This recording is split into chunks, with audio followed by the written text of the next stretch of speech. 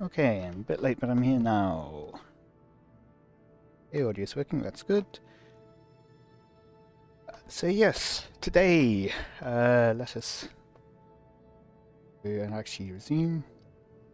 Since last time I've done some space planes, and I've got an idea for what we'll use our habitation module in future, like in low orbit. I'm thinking in future we might be able to just take, so if you remember, I'll go to a tracking station.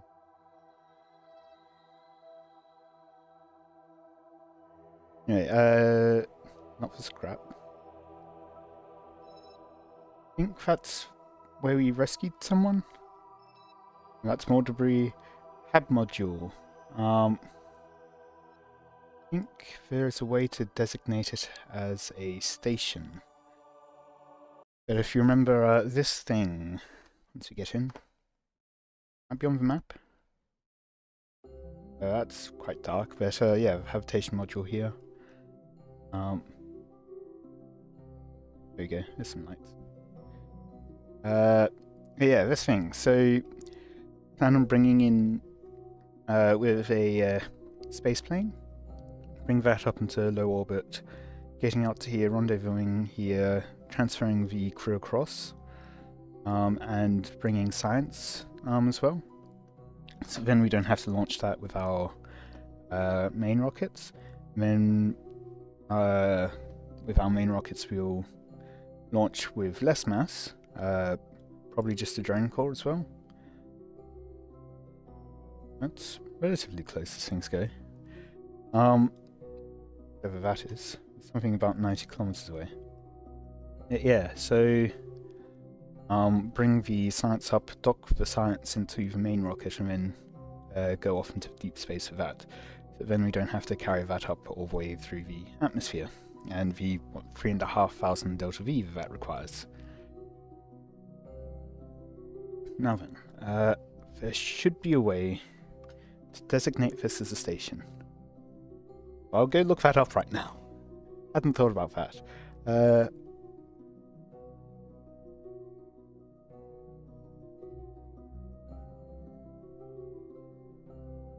I click the command part. A vessel? Okay, so it seems that you can select the type within the... so not a map. Guess command part's this. Name vessel, and we want it to be a station. Put the hab module for now. Yep.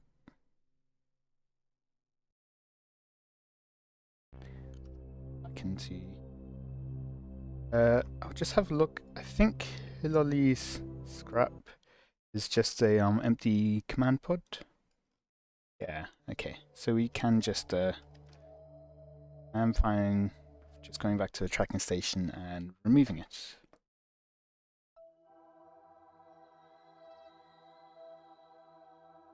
Terminate that one. Meanwhile, we will be rescuing Willigan. Or no, just Wilgan.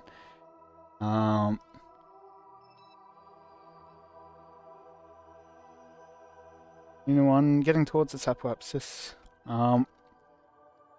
So should have.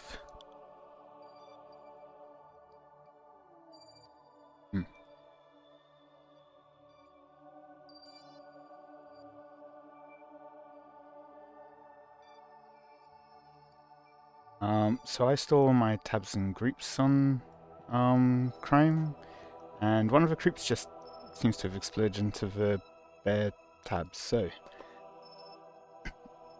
No, that doesn't reveal as you... Oh, right, I'm just looking in the wrong place.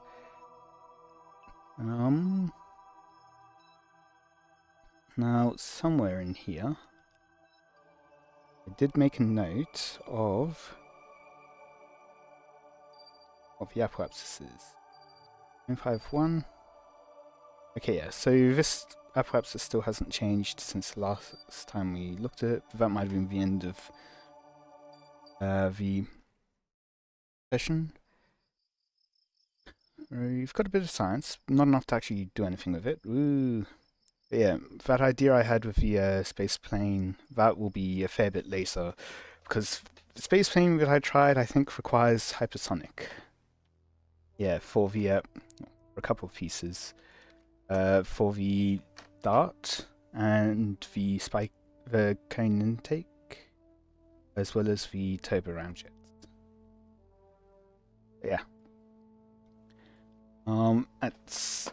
That's actually the next level of R&D. Other thing that I might want, I'm not sure yet.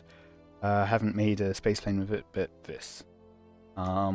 It's very efficient. It's, I think, the most efficient liquid fuel engine, like the highest vacuum ISP. 800, yep. And it only takes liquid fuel. So an advantage of having that with a space plane is that you only need to carry liquid fuel and no oxidizer at all.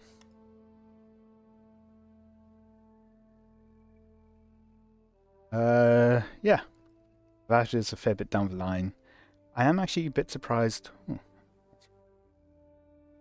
I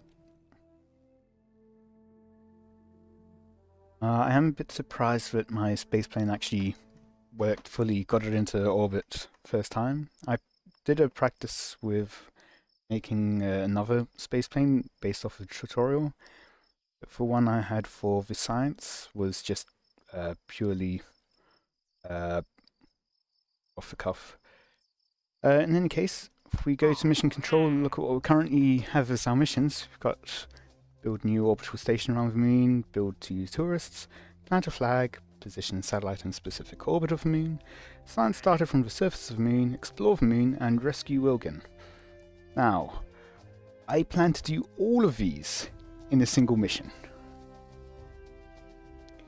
I'm not sure if it will work. If we do, we'll end up with 1.5 million space bucks, whatever they're called. If we don't, I'll probably be out like 100,000 at least. So, let's see how that goes. Definitely could go wrong. Now, one thing I've found out, if you go to the astronaut complex and under assigned, we can see that Wilgen is a scientist. Now, we are wanting to put some deployable science on the moon, and scientists give a big bonus, so I want to have a level 1 scientist doing it rather than a level 0 scientist.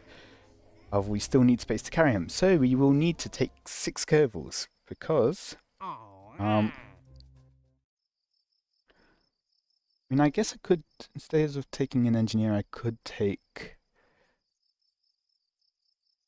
Well, yeah, I could just take a couple of solar panels instead of... So, instead of just having 1 solar panel, 1 mission thing, and the goo, because the other one is atmospheric science and we can't do that on the moon. I was just looking at what that launch tower thing was. Yeah, since we can't do the atmospheric thing on the moon, we only need 3 items. Well, we only need 2 power, 1 for the control and 1 for the experiment. And an engineer putting down a solar panel would give that 2 power. However, we could just put 2 solar panels down. Don't think that would be a massive loss. So let's go with that, actually. So I have planned a bit for today. It's called Moon Mission. At least first. So that was a very uninspired name. I have looked up Wikipedia stuff. So this will be Divana 1. Now you've heard of Apollo, and numerous other, Artemis, I think, all relative like mythology for the moon. This is Slavic and related to the moon in some way, except for Wikipedia kind of made it seem like maybe it wasn't fairy. Add a bit more to our fairing. 4 sides. Clamshell deploy, I think that deploys them kind of separately. And I will increase the ejection force a bit. So I can't just make it so that the fairing doesn't get shown at all, but in any case, you can see on the top here, we basically have our habitation module that we have up in space. This is basically unchanged. I switched out the 3 solar panels for, 6, 3 on each side, for just 2 sets of retractable solar panels, since this habitation module will need to get back down to Kerbin. Got a heat shield at the bottom there, and a decoupler. This will be for re-entry. I am thinking maybe I'll add some more parachutes to this. I haven't gone through the mission plan yet, but I'll do that in a bit when I talk about my Delta V budgets, because I have done some calculations.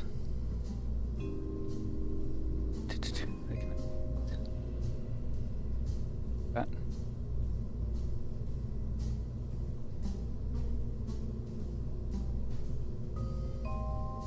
I mean, I guess I could just go 1 times symmetry, put it on the back here. Because we don't want to put it on the front because that blocks our hatch there.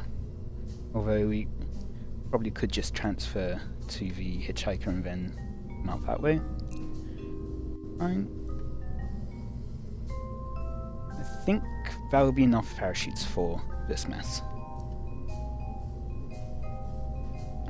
I have turned down the ablator. I think my plan is to get down to about 50 kilometers, and then not have to do a very harsh re-entry, but just to save on some mass, and increase our Delta V. So, underneath this we've got a Poodle engine, just to get us more Delta V, because this will just be in vacuum, so I just went for high vacuum ISP. And down here, you can see this will be our lander. We've got space for science and experiments and 3 Kerbals. This will not be coming back into. This will not be re-entering. So, got non-retractable solar panels there, and this is probably going to be like. We're going to be launching this on top of a massive rocket down here, but we don't really need a fairing for all of this. It's generally pretty fine, but just putting nose cones on top to increase the aerodynamics there.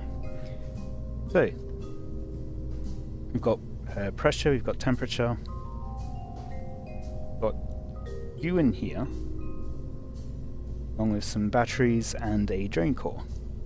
Because at the end, this will also be our satellite. So I bring up the contracts. Remember how we have to leave satellite in specific orbit. I'll be doing that at the end, basically, and it needs a Science Junior on it. That. Got some extra fuel tanks at the top, just with fuel lines going down to the other side engines. Because we want to be able to get down to the ground here. Got a lander can in the center. This was kind of a general idea, and I originally had 3 of them stacked on top of each other, but Ben was thinking, well, I need to get the engines on somehow, and if I put it at the bottom, then I would need to extend the legs past them. So this is probably not the optimal design, but I went with it anyway. Added command pods on the side, and then went, well, I guess I can just add the nose cones on top of them.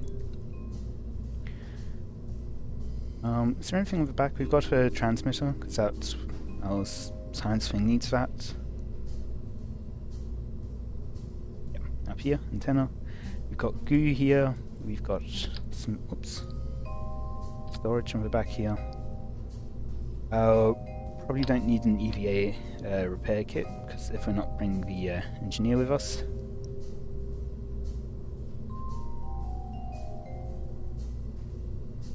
So, we do have the space though to bring in the extra solar panel.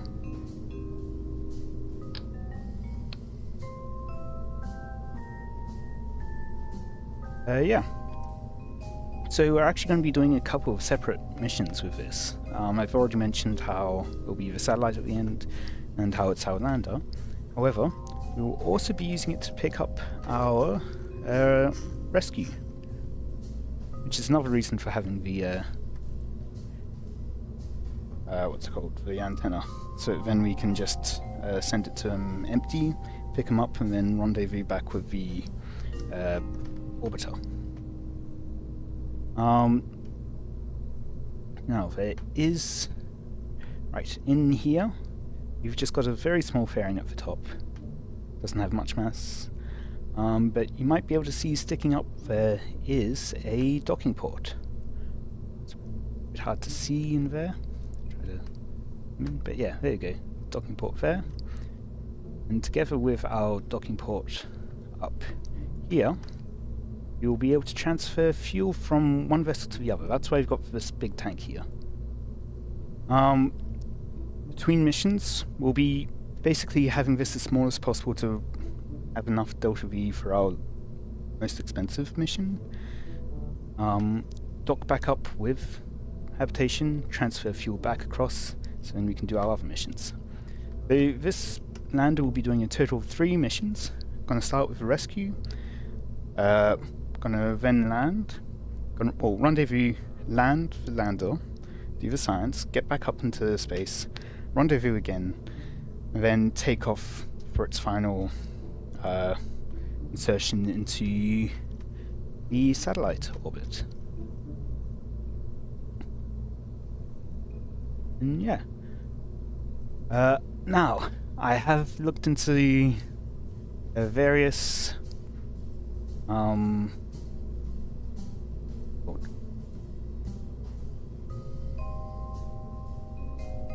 I need for drone there after all. So I'm thinking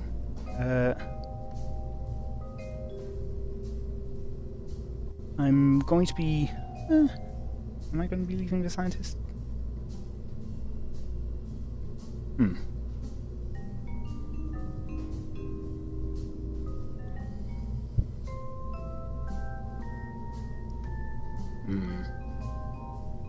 I want to just change this again. The thing. Just thinking for a second then, I could make this just 2-person. Bring the pilot and the scientist. And then just stack the 2 landers on top of each other, because I think they will be less mass. This is 0.74. Yeah, we save on like 0.200 tons. Have a limit? We don't have a mass limit, we do have a part limit, and we are nearly halfway to our part limit.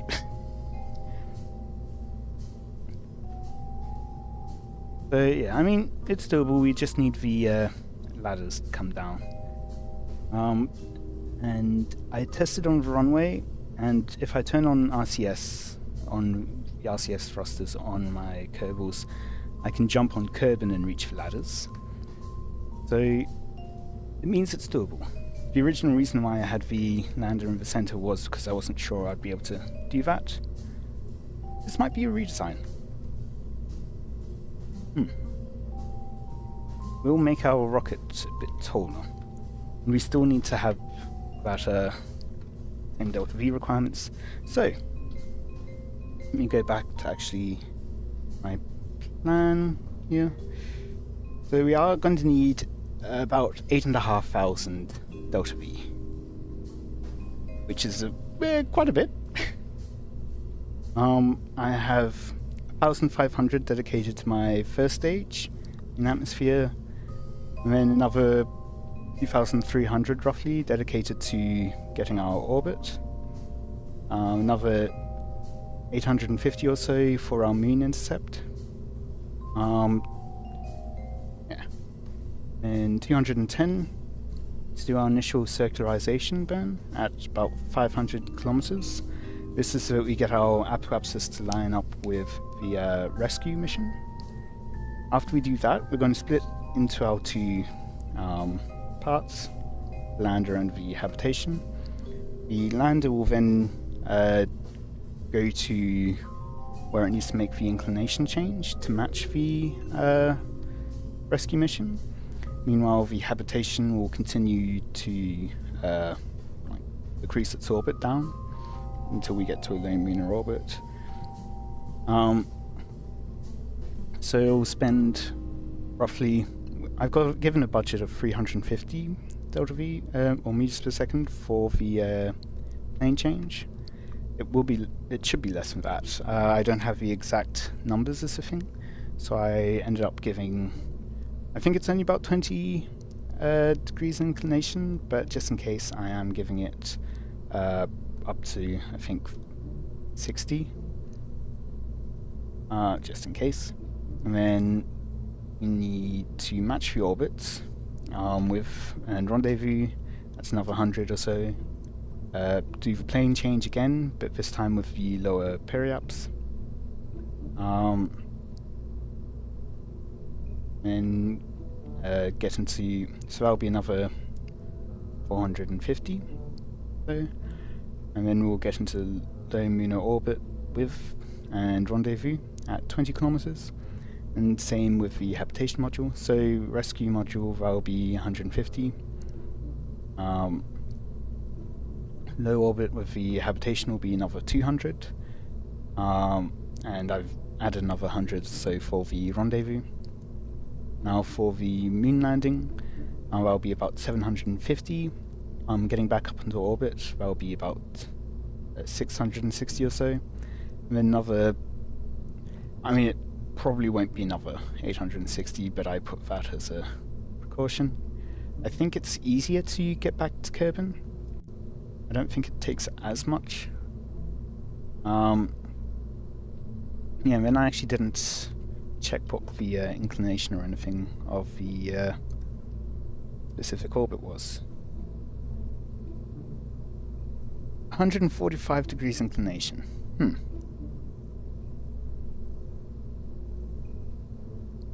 I think we should have enough spare to do that, with all our safety margins.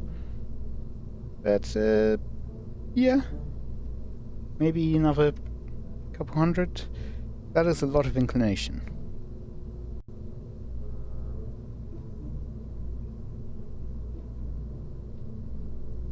And yeah, about 500 to 700 kilometers of the orbit. That shouldn't take too much, I don't think. A couple hundred. So we'll want to do that first and then do our inclination change, because inclination works best when you have your lowest speed, which will be when you're at the highest point in your orbit.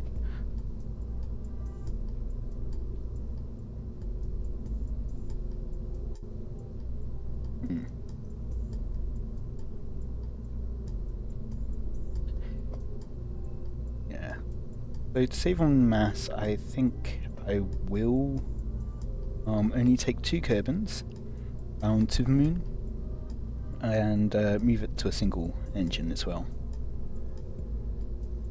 Means moving this setup a bit.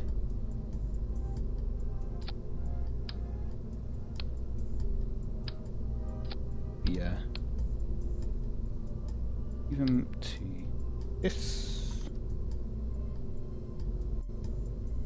Move the RCS thrusters to Sans Junior. We won't need the fuel lines. So one thing as well for our delta V calculations, the most, I mean outside of the final satellites insertion, I'm not sure how much delta V that requires, but the total rescue mission should take a bit over 1,000, and the landing and reorbit should take about 1,400. So I'll probably be aiming for about 1,500 meters per second delta V capacity for the lander, And keep in mind that that delta V isn't necessarily the same as how much, like, or the efficiency in a way of the habitation module, because we've got a lot of extra dry mass in here as well. So we'll want to calculate how much fuel we would need to give 1,500 meters per second of delta V in the lander stage.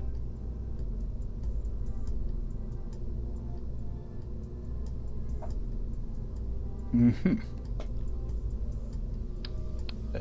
we'll be moving that way.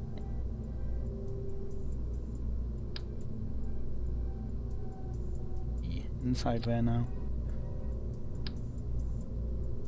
We'll take some of these off. I have also learned some more things with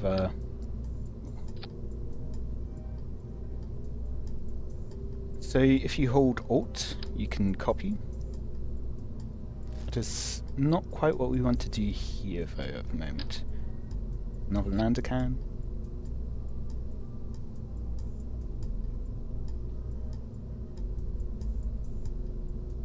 This will be, 2 of these will be less than 1 of these, and we don't need this for re-entry, so we don't need the command pod style.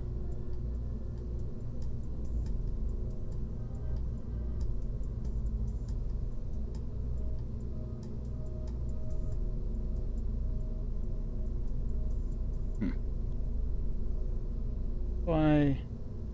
Okay, so I'm right-clicking. Okay, there we go. Now it actually let me in.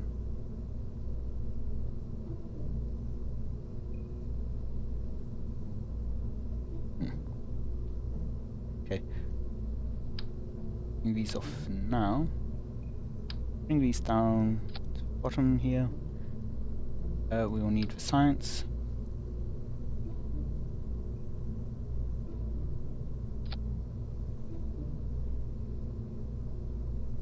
Oh, we lost the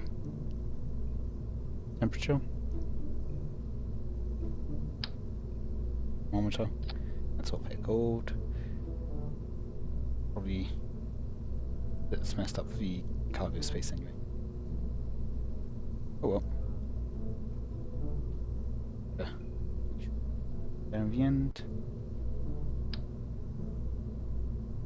I'm the wrong type of symmetry. I think if I press R, there we go, it switches to radial symmetry. So I want to again 4 times symmetry, pressing X to switch symmetry mode. Down, Shift X to go down in symmetry mode. Shouldn't need those extra ones. 1X, this is 1X, yeah, that's the more efficient one. Get rid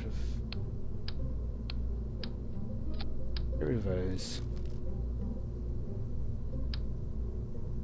And keep that.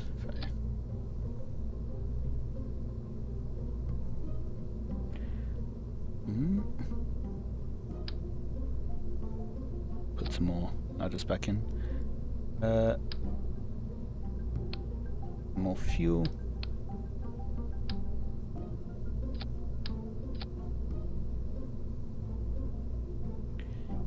We could store some fuel at the top. We just need to make sure that we transfer it between uses. So the way you transfer is once you have one of these selected, you then Alt right click and it will bring up the transfer option between the two.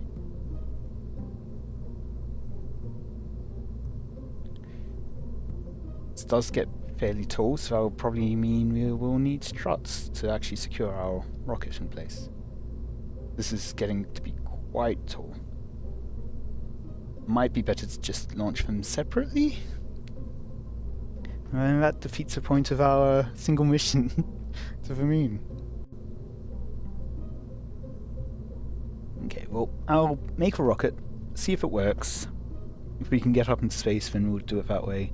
If we can't get into space, if it's too wiggly, might be able to attach some boosters on the side. That might be how we do it. But then we're thrusting from not down here and pushing this whole stack up. Yeah. we'll need to bring this down again. Actually, I'm thinking I'll go with 2 times symmetry, have it on the sides like this.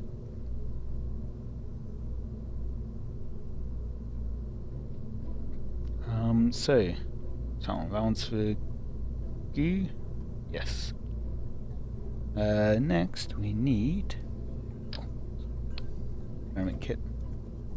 To get that.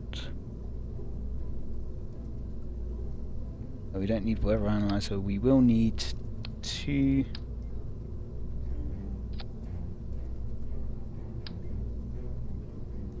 That's already got 1. Actually, we didn't need that. We've already got the EVA kit up there. Now we've got our both power units. Got the goo. That means we just need the control. It's somewhere. There we go. Now, to the moon we won't need the communication relay thingy. I'm not sure if you can unlock it actually. That's fine. How much cargo does this have? 3 as well? Yeah. Need it. Will, however, need more ladders.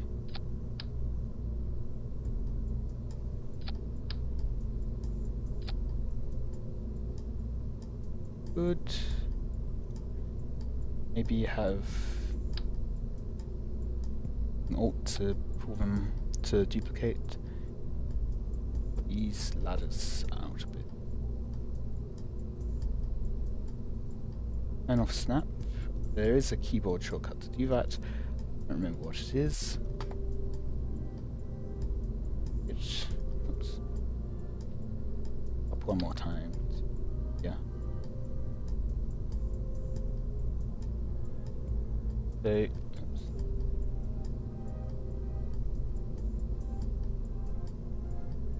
Yeah, I'll just scrap that. So I'm pressing. You can do ASD. Like WASD, Q and D to rotate. So pressing Q here, that does that. E does the opposite. W does something. S does the opposite. D and A also do things in their opposites. And you can do Shift to do slight changes. So that's here.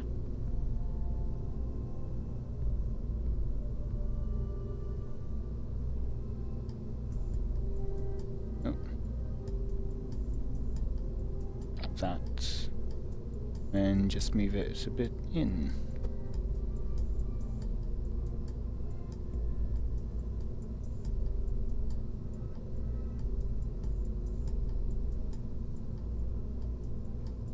This way we can reach all the way from top to bottom.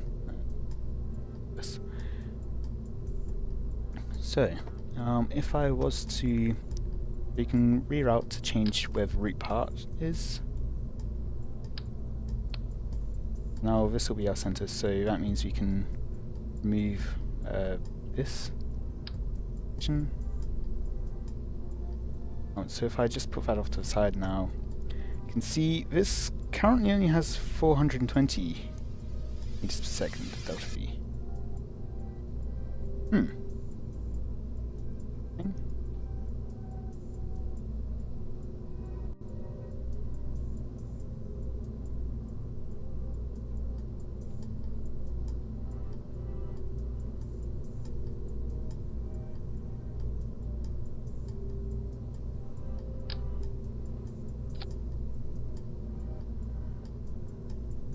Yeah. Huh. Because I was pretty sure I was getting a kilometer. I think I was getting my kilometer and a half earlier.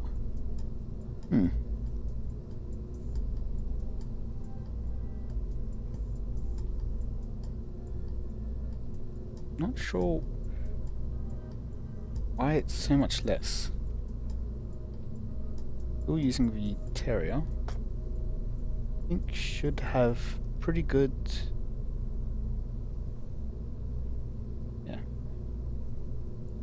This gets us 345 vacuum. Get to 310, 320, 310, 305, 320, and 350. People's the only one that's better. So this has 250 kilonewtons of thrust. This has 60 kilonewtons of thrust. So yeah, these ones are larger size. So I don't think we'd have landing legs to really be able to hold them up. But we can't use them on this stage at least. I believe we are using them up here, yep. So since we can't use them, we are using instead the Terrier. Got select. Okay, yep.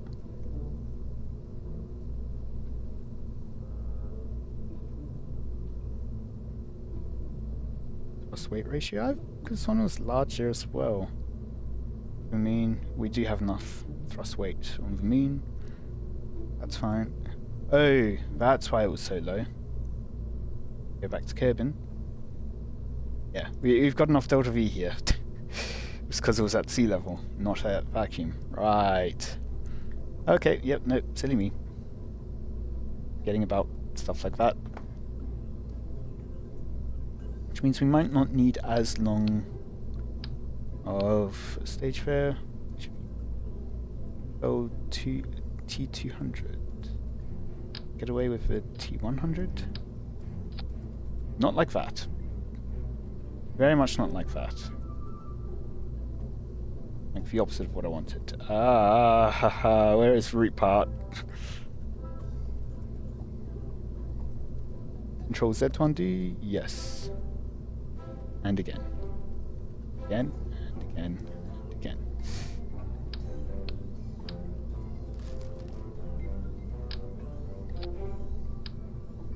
There we go.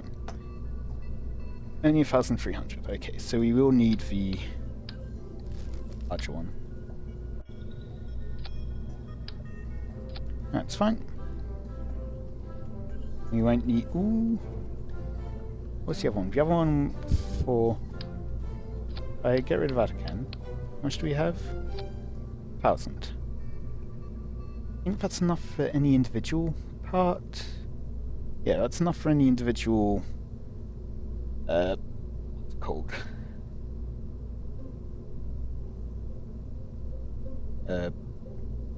Burn? I guess. I was looking for a different word, but it's not for any individual burn. So I could just put some more fuel top and then transfer it when we need it.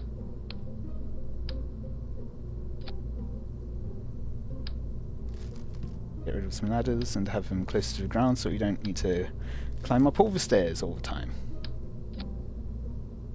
Don't actually want a fairing on that, at least not yet. Okay. So 1,700. Write that down. I guess 714, just to be sure. How much fuel is that? That's 90 fuel, so 180 fuel, 210 oxidizer. 180 LF 220.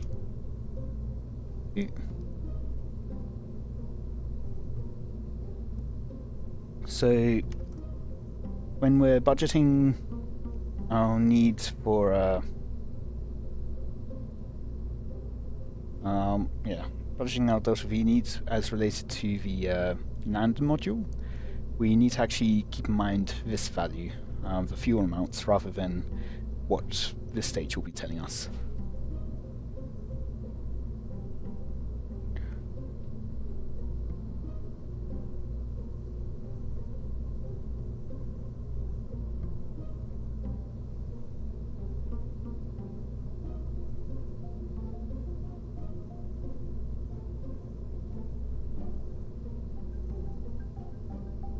Okay.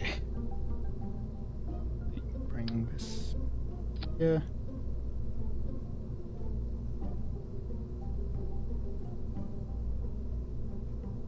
There is a way to attach it. Yeah, decoupler.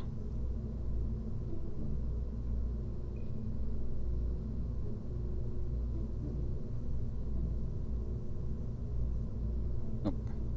But okay, now it's actually attached to the coupler. So just to save on a bit of mass, we will be decoupling. We've got 2 fairings. Actually, no. So this fairing's built around, goes around the whole thing. And we've effectively got a stack separator with the 2 decouplers here. Although maybe I should equalize the amount of force they get. Well, maybe not, because this is more massive after all. Might be worthwhile. But yeah, because that decoupler, and then we've got the fairing that goes around our landing stage at the top here. Now, going back to the earlier discussion, I don't think we will need the drone core. Not the parachute though. Because, let me just go through all the stages of this mission. We should always have someone capable of controlling it. The idea was if we had someone at any point, like if at any point we were taking all of our Kerbals down to the moon, for example, then we'd want a drone core up here so that we could orient ourselves and do some RCS maneuvers if we need to. But we don't need to do that, because we should pick up our scientists and then put them on board. So they'll be on control while the others are going down to the moon. You don't get to go to the moon just because, yeah, that's your punishment for getting stuck on the moon. You don't actually get to go down on the moon.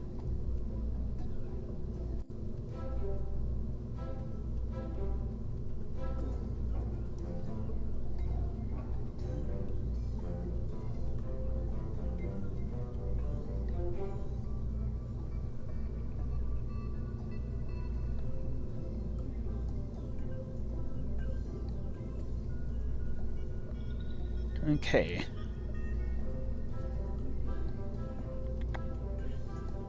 We might be spending a fair bit of time designing this part. I can actually move these back up again. So, snap.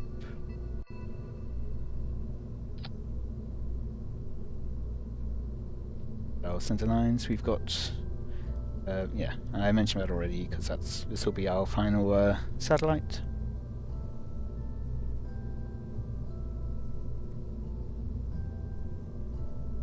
Science.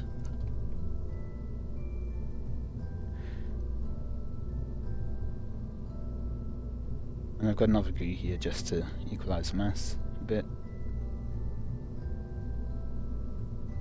That's going to be a pain to reset. Guess this as well. And in any case, I think this is our upper stage done. Maybe calculate our delta V requirements. We go back to and reroute this command pod to our control point. Now, let's see if we detach all of this, how much delta V do we get?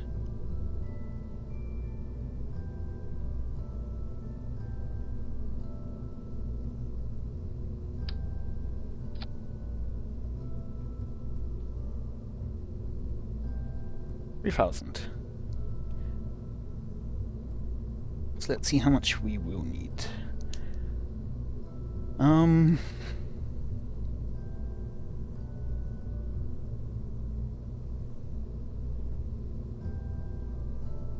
we'll need 200 to get down to orbit. We'll need our resupply fuel. So this is going to be fueling the other spaceship.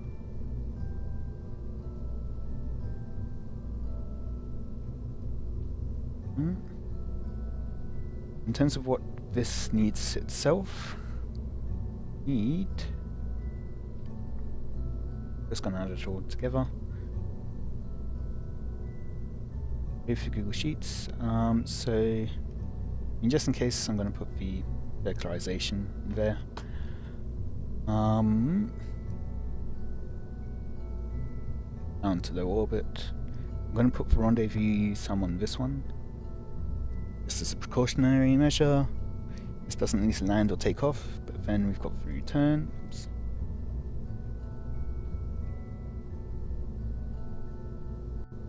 So we need a bit over 1,000, like, yeah, about 1,400 maybe on this one. So we'll go ahead and figure out how much fuel that needs. Then we'll figure out how much refueling we need to do. But I will be right back.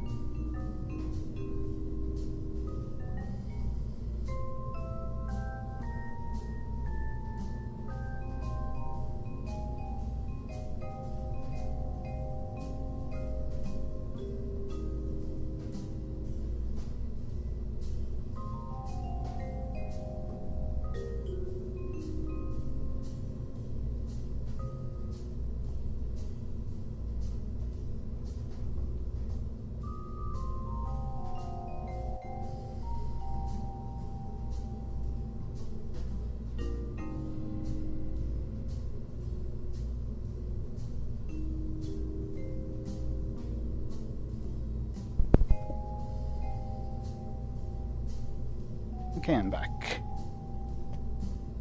Ah. Okay, so we need about 140 delta V for our orbiter, and in total, what do we need for our lander?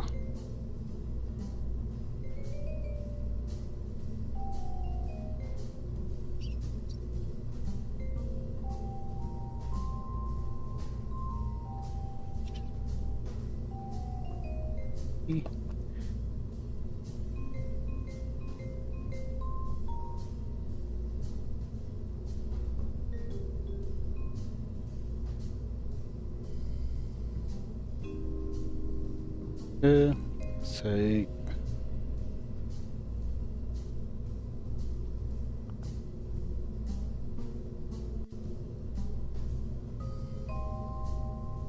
just in case Muner intercept and circularization. Actually, no, not Muner intercept. We'll just need the initial circularization, plane change, match orbits, plane change again, get down into low orbit. I won't put the rendezvous, but I will put the landing and back up into orbit. And that needs 656. But then we also need some for getting into that orbit for the satellite. So,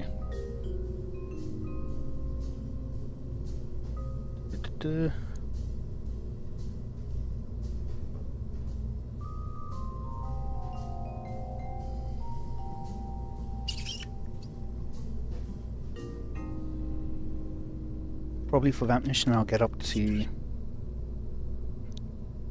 500 meters 500 kilometers circular orbit, and then do 145 degrees of inclination, and then another 200 kilometers. So let's pull up my calculating. So first of all, I'm wanting to change from 20 kilometers square into a 500 kilometer. Did I say square? I meant circular. I'm not doing a square orbit. That would be impressive though. Require constant burns. So we will want to use the Viva equations. So we'll use the first one. We are around the moon for this, so I'll just pull up that. So, because we're going to need to add the radius of the moon as well to this, which is 200, I think. I've just got something which adds it on. It doesn't actually tell me. Got like a lookup table in my Google Sheets that I made. Yes, 200. The Sviva first equation. The radius of periapse will be 700 kilometers. No, so the first one, radius of periapsis will be 220 kilometers. The specific gravity of the moon is like 6.5138398, I think, times 10 to the power of 10, I think. Put that in. I've like got it in front of me. I don't know what power it is, 10 it is though. In apoapsis, we're going to be burning out to 500. So that'll be 700 in total meters. 700 kilometers, 700,000 meters. So that by itself will take 130.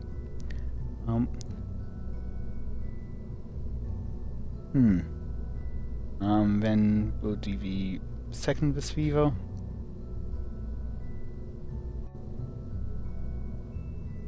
So we'll be using the same parameters for that. And circularizing our orbit with it. Will be another 94 meters per second. That'll be a total of 220 meters per second. Get us into our 500. Actually, 500 is where we're doing what we're doing earlier, isn't it? Earlier on in our mission. For our rescue, I think. No, we're at 200 kilometers for that. Never mind then.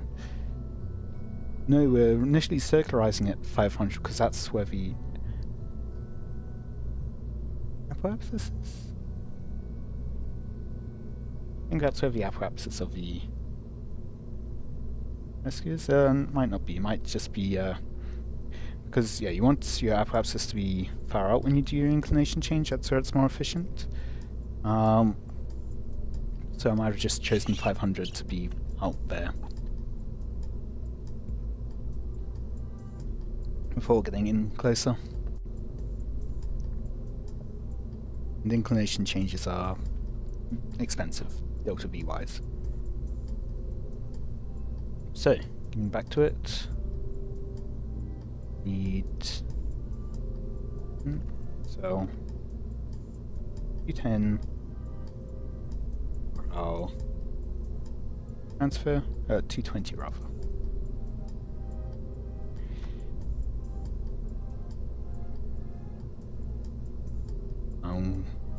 Now then, let us calculate the inclination change.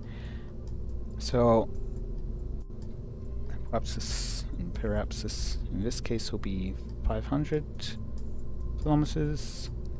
Target inclination of 145 degrees. Yes. On the moon, that will be 1000 delta V.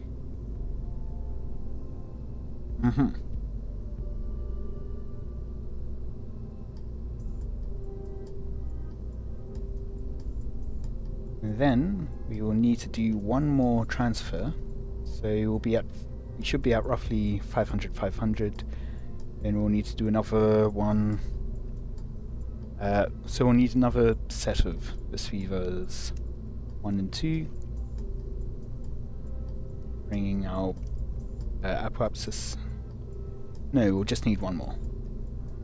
Just for receiver 1 as well, because we're going from our circular orbit into the larger orbit. So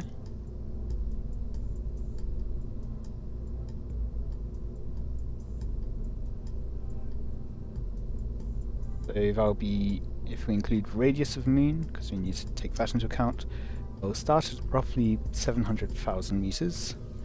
Use the same specific gravity constant, and that's basically combining things like the mass of the moon multiplied by the universal gravity constant. So yeah, that's taking all of that into account for us already.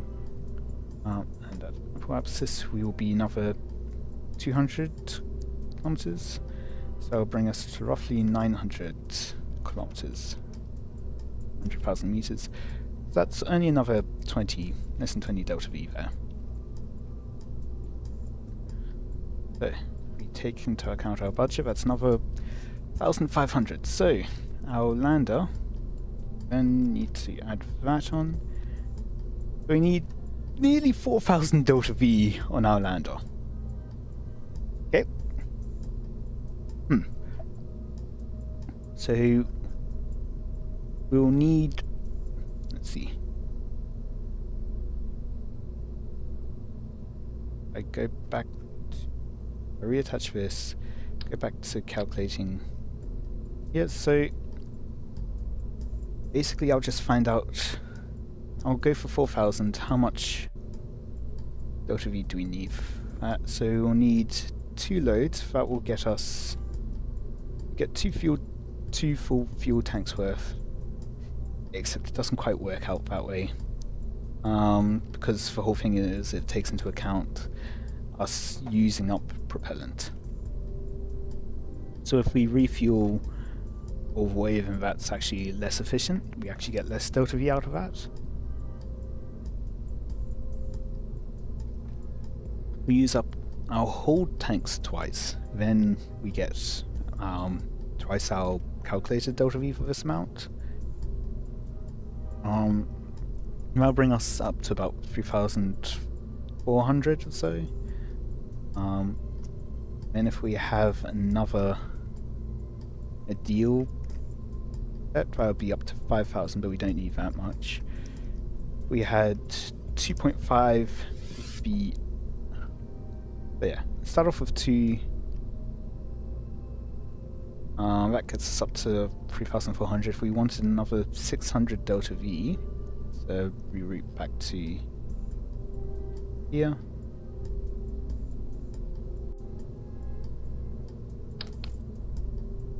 And then detach this again.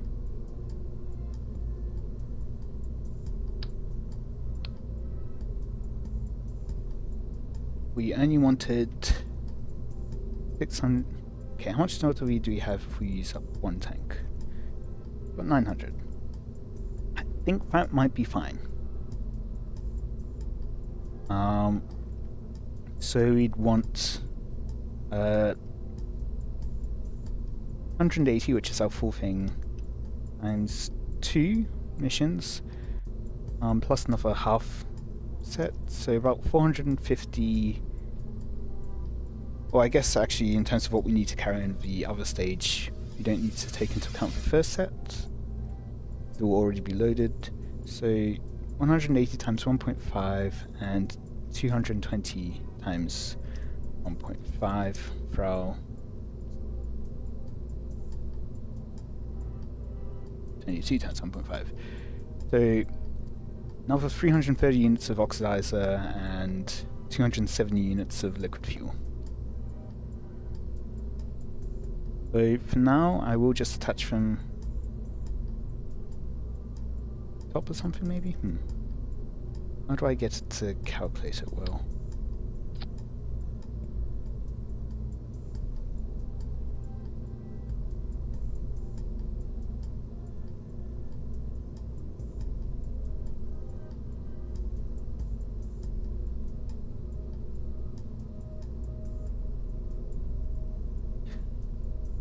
Rocket science is just maths.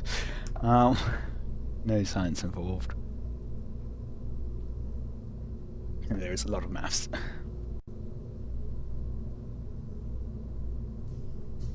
And here.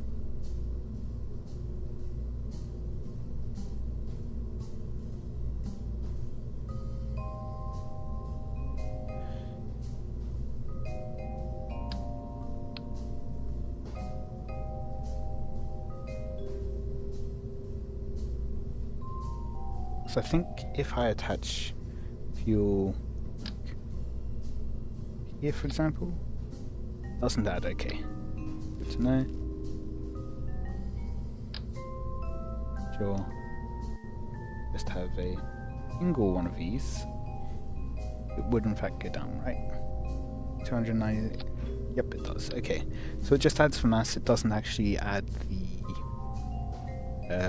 fuel into it. So I want, how much again? 270 liquid fuel. This is just for our calculations, basically. One of these gives us 180 liquid fuel. Yeah, one of these. That's right on top. So we're carrying this extra. Now, how much more fuel do we need beyond that? We need, what, 1,300 for the orbiter? So we can remove some of this, I think.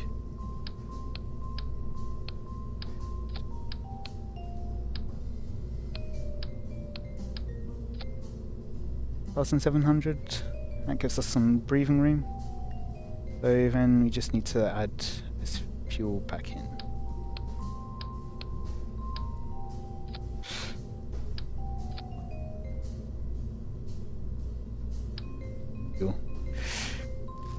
There we go, we've done our calculations.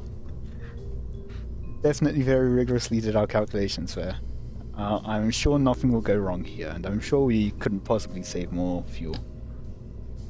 Actually, maybe we could. How much is in this? Only 99.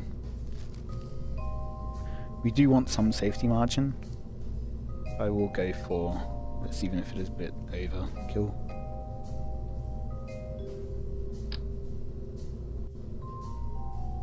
The difference between these two. This is the X200, this is the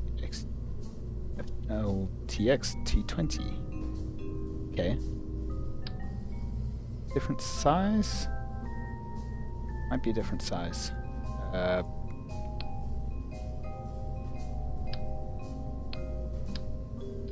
it's smaller. Okay. Makes sense. I think this is the smallest one of that size.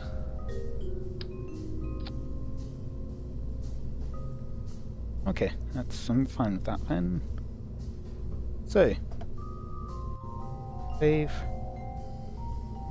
Well,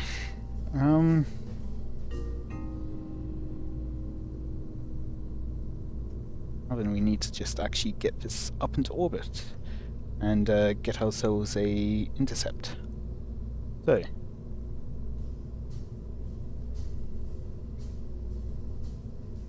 I will be adding struts in here.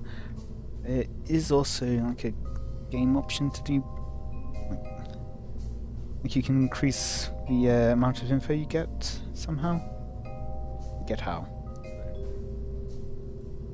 And we'll do staging now. So. Yep. This will go with our parachutes. What engine is that? That one. That is not helpful. That staging. Put it in its own stage for now. Should we put this in as well?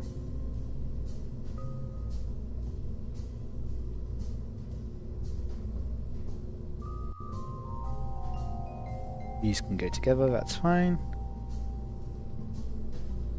And we've got the fairings, we want those to go early. We'll want to set off the fairings first before decoupling them. So,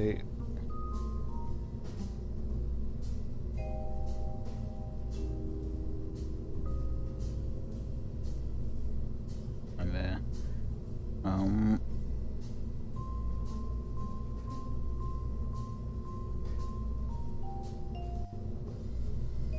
Put it there.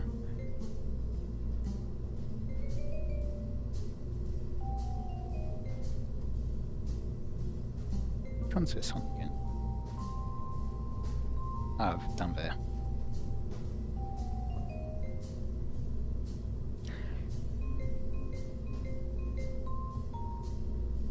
So we do want to decouple the fairing basically as soon as we get out of the atmosphere, just saves us on mass.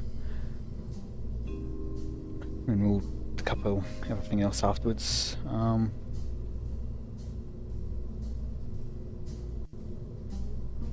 We basically want to turn this engine on, like, enable both engines once we're separating them. So we can have all of that decouple. So all three decouplers can be at the same time. So we can actually bring all of this into a single stage. Saves us a bit on staging. Thinking. Get all of it at the same time. And now this will be our orbit and intercept stage. We'll need 1,000 at least for the intercept. Well, I mean, I say 1,000 at least, I need actually 860 at least. So probably going to go for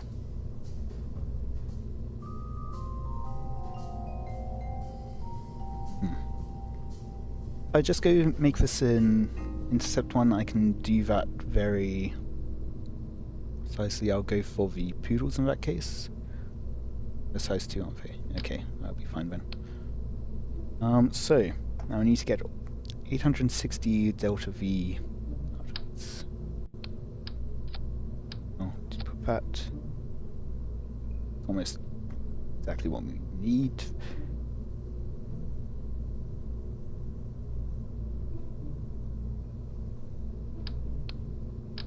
It does fit. But that doesn't get us more fuel.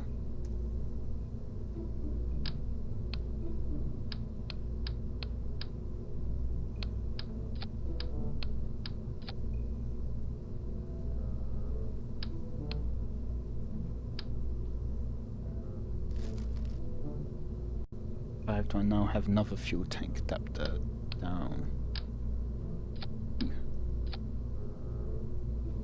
So we could use this for some of our... How much thrust does this give us? Give us thrust rate ratio of about 0.5. I might be fine in the upper atmosphere. Like just our final circularization.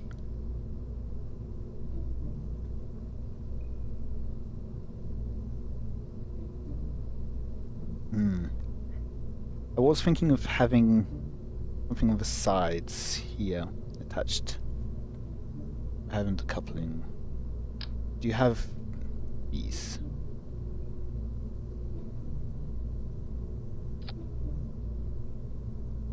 I'm not sure if they'd really...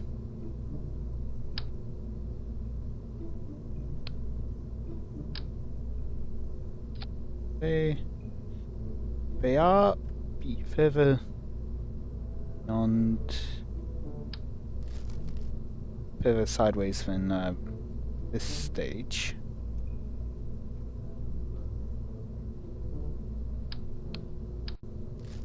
Be able to get something better.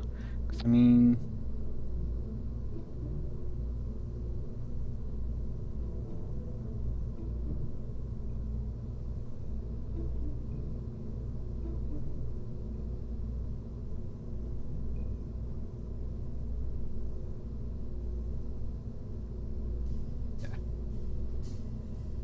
can get a better adapter, that'd be good. Want to filter by size and cross section. 1.5.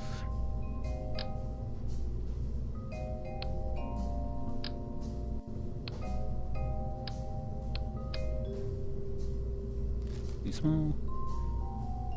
I think this is probably going to be our best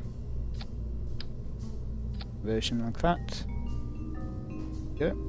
That gives us 1,400. That can let us finish.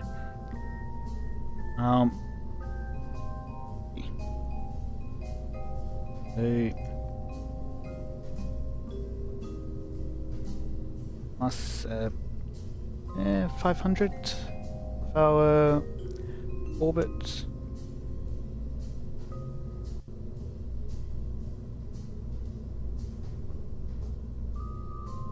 So I'm aiming then for another 1,800 for our orbital insertion. I am also going to want to test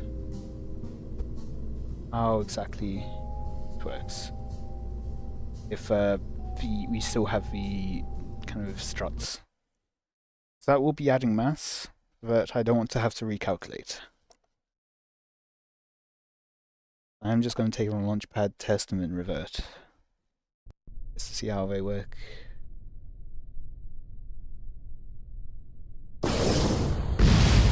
Okay, yeah, so they do completely detach. That's good to know. Back to assembly.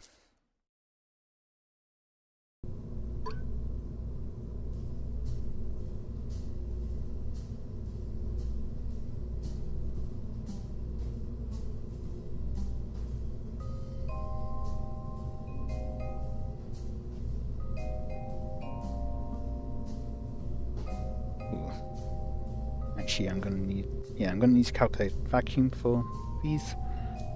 Right. The next set will need to be different. Calculated. Start the engines first. That only gets me 1,000 meters per second. I will want a bit more. I'll add some more smaller thrusters.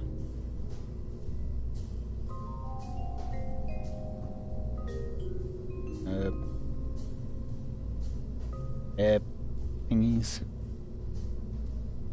Aerodynamics.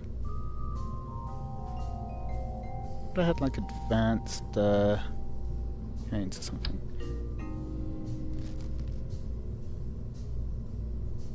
Function section. No, that's just the basic menu. Okay. Advanced nose cones, here we go. Turn on symmetry again. Now I will be adding struts, but not yet.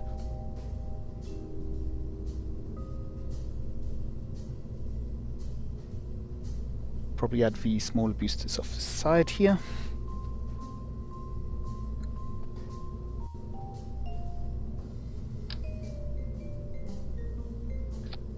That.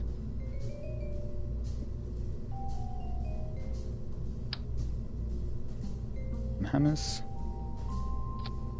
What we end up with that. How much delta V at least? Another 96. We need another 500 from what I'm wanting at least.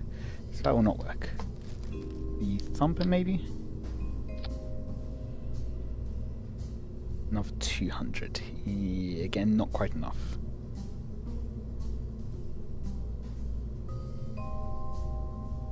Might need more kickbacks. Go for the Polluxes instead. Probably not, but give it at E level with 1.2 meganewtons compared to 600. Put that to the side for now. If we do go with Pollux, can't help but feel like it would be more than we need. That does get us nearly 2,000 though. An okay thrust weight ratio. But I don't think we have aerodynamics that large. Small. It's also very small. Ooh, we do. Okay, that works then. Centralized, okay, yep.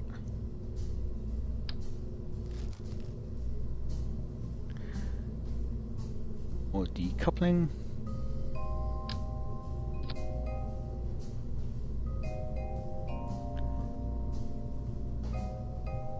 So that's it. An extra 200 in my calculations. So I'm looking for about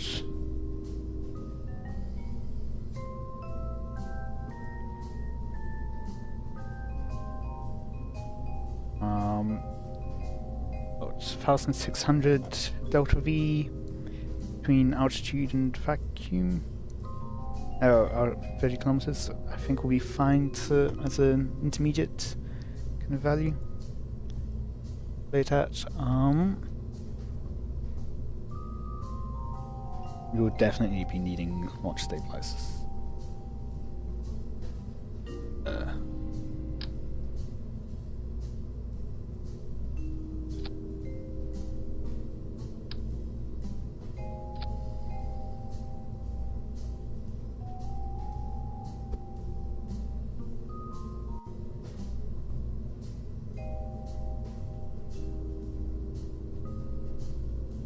That, roughly. I think that's close enough.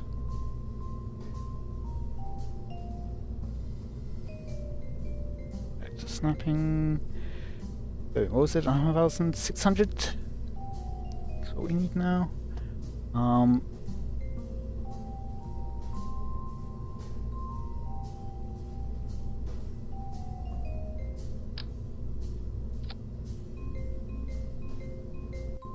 think that can do somewhat okay. Maybe in vacuum. Yeah. Yeah, that's 290 at sea level. Although, don't really necessarily need something. We do want to lean more towards the vacuum ones, because at 30 kilometers we're already down to like less than 1% of our sea level requirements. So,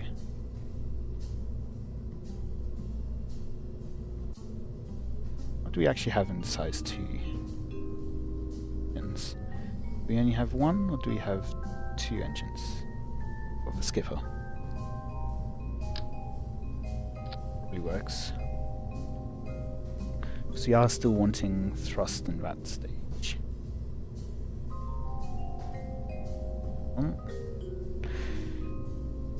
Let's fix staging. So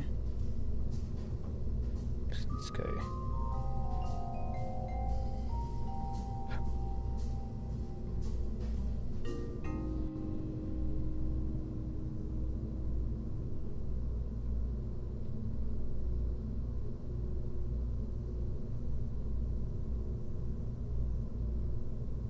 You can see the difference between 30 kilometers and vacuum is negligible on all the stages.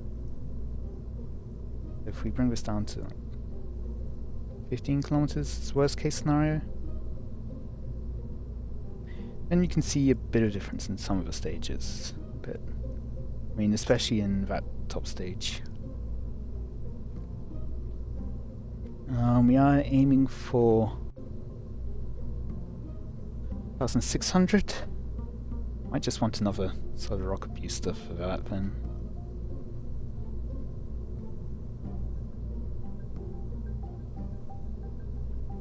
Couple.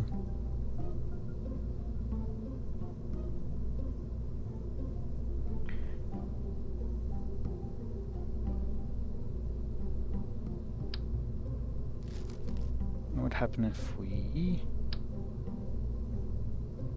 that?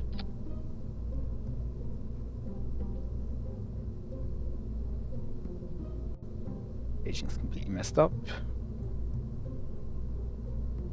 Happens.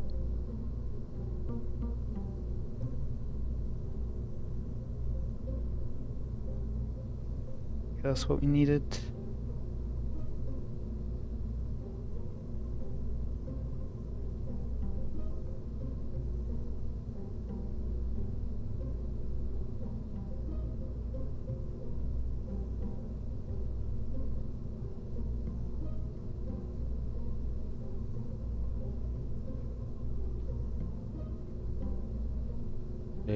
In total,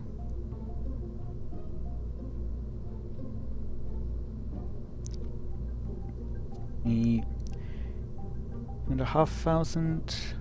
I would need a fair bit more than that still.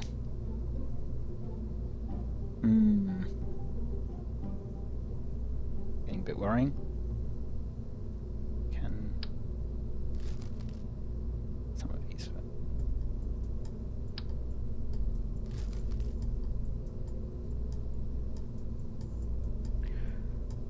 Thrust to weight ratio I'm not really concerned about.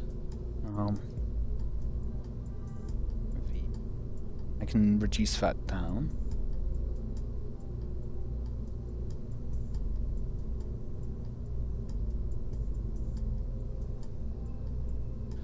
$2,500. And this will be our intercept and our final orbiting. Potentially some of our circularization. Depends how much spare gas we'd get. But we still need...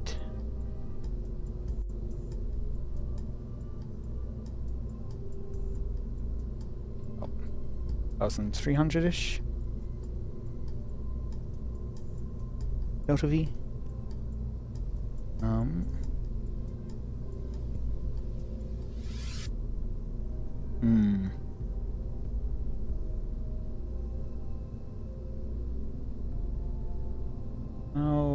Effective. What's your ISPs? 200 and 225. Yeah. So these have got worse.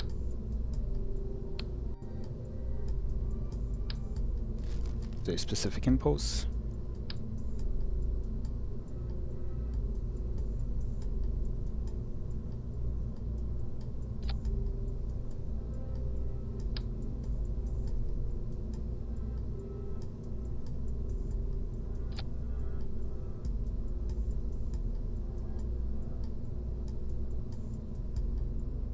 They do have nice thrust, so that's why we're using them.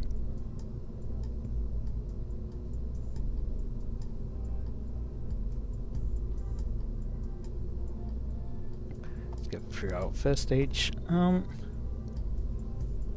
we've got 1,700.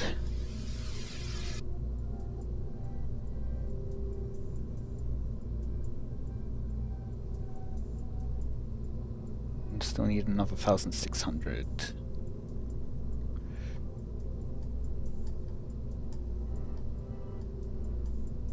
Could put some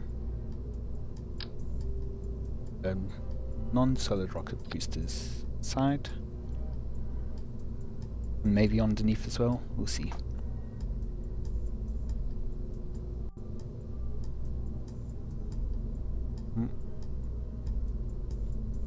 Have a look at our engines. What does this give us? 290 to 310?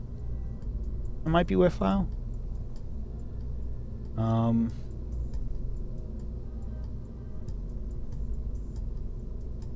And 320.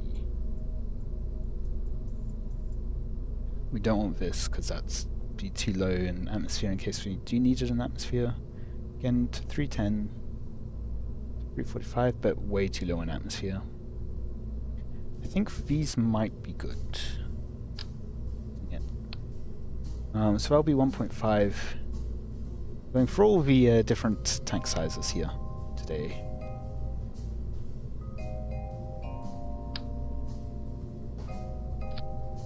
They compare. Okay. Smaller, yep.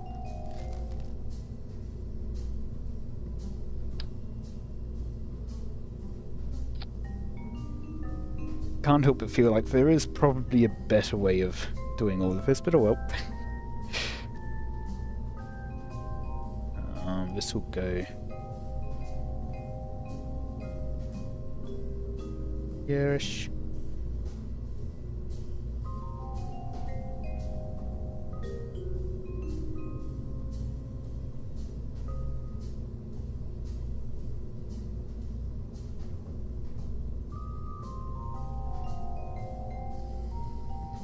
Something like that.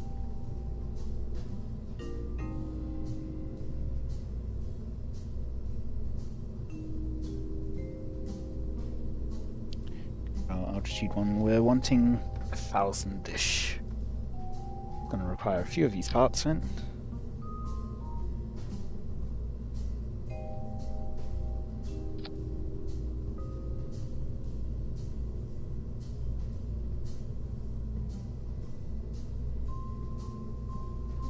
How it's rotated that central column thing.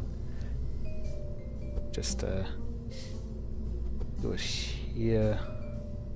Nope. Not like that.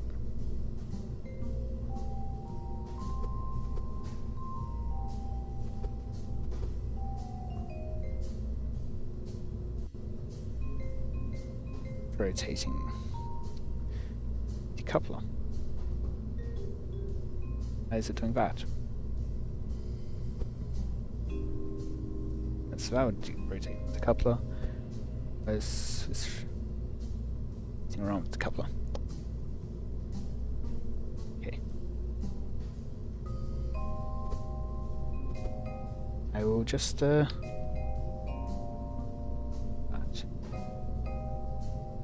Not that. That maybe. Okay, yeah. So you're gonna press QRE to rotate it, then as I put them down. I'm holding Alt so it'll lock to the node. 1,400. 500. Each time we add more, it's going to get a bit less effective. Oh, we only need 1,600. Okay. So up to 1,550 there. We add this, maybe? 700. That should be enough. And color it so that it looks better. And we will need nose cones. Now, just to check sea level, this is now down to 1,100. We need another 400-ish.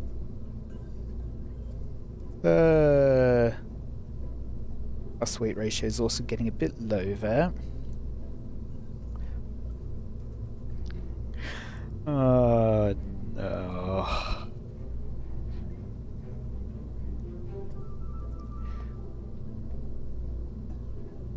Here we are. Might be able to do this poodle engine. What's that like in atmosphere is the issue. 90 in atmosphere. Don't want to use that in atmosphere. And help it. I will just do a test though.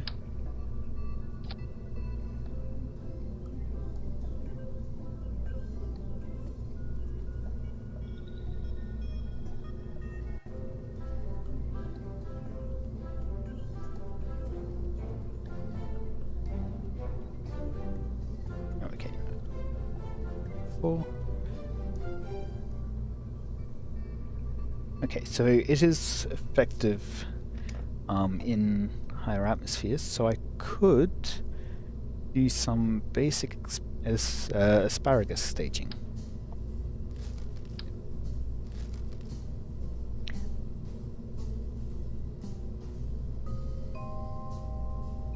So,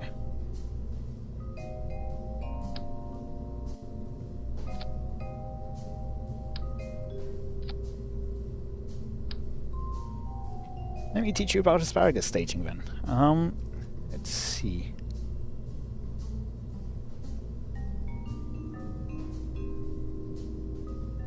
Small decoupling.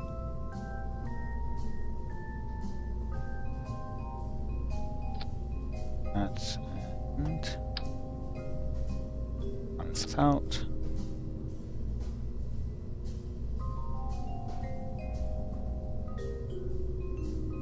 Then just some smaller fuel tanks.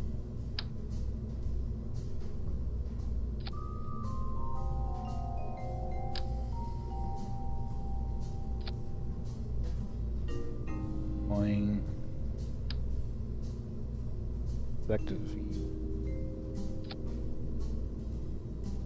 fuel lines. And off duct.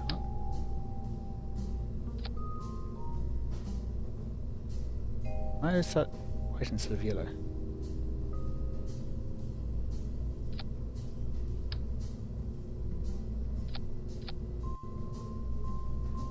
Okay. Guess just because of a variant we're on.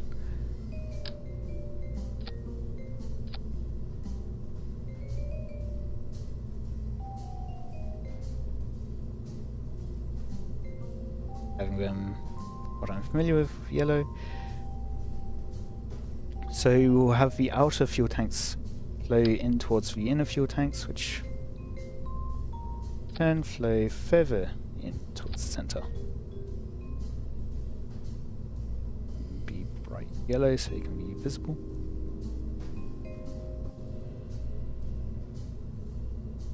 You can see that we're adding more delta V for the center stage.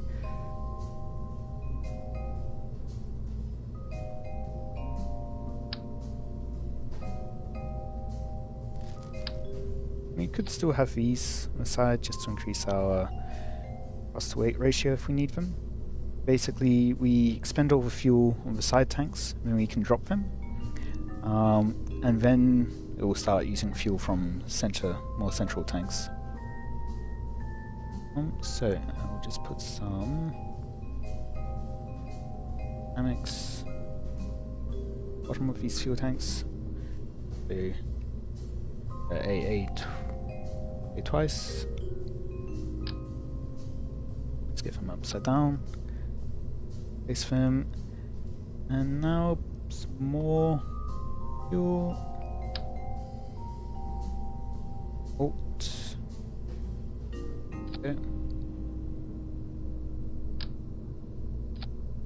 Now I have absolutely no clue how much delta V I effectively have here.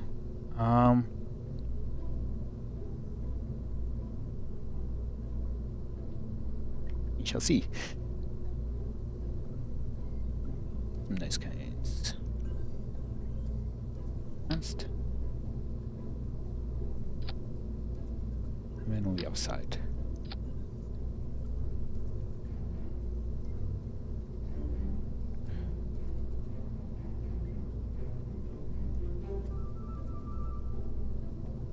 Yeah, variants and everything. So we look like we have matching parts, or enough. That's enough at least.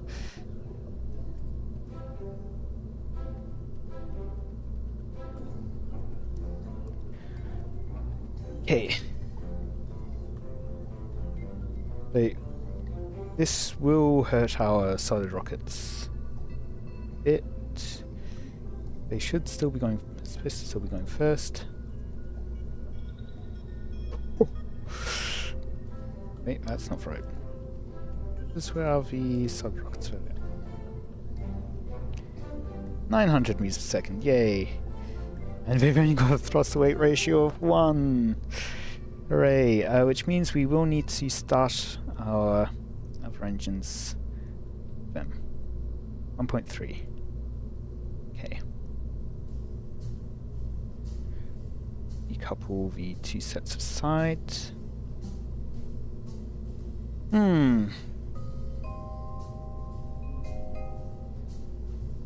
Couple new ones. I might just do a quick test flight to see how the decoupling, which set needs to be decoupled first. How are the Bobcats? Are they called right? Yeah, Bobcats. How are they in atmosphere again?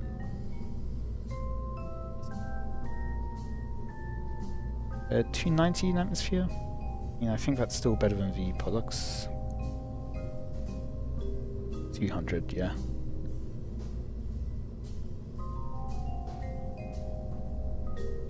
But Pollux gives nearly 1.2 megatons compared to 300. Would only give 600. Anyway. Don't think we have higher thrust, and so we will need to go for solid boosters on this. So this won't be the actual run, this will just be test run to see how the fuel rates compare. What runs out first, so I can do the staging not in a hurry in the actual thing. And for once I'm not putting thrust limiters on the solid fuel. That's certainly a change. Oh, right, I need to put on the struts.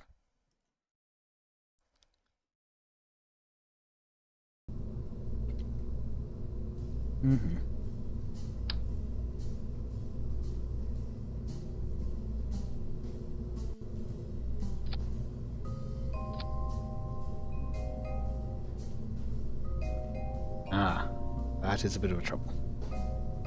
Wait, on this side? No. Doesn't work. Oh well.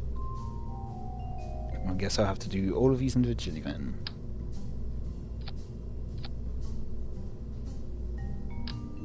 Just a few struts, the outside ones.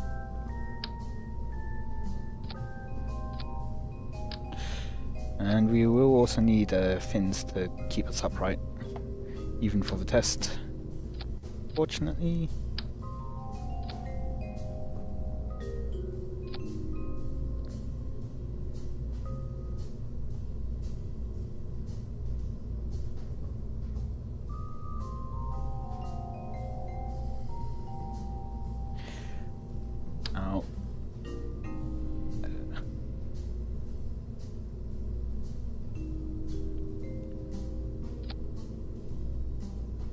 These can be symmetry.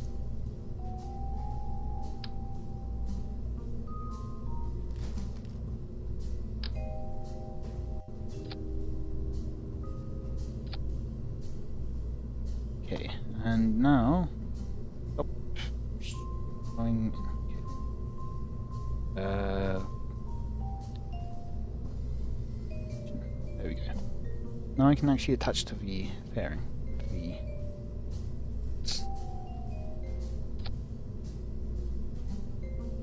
That's enough.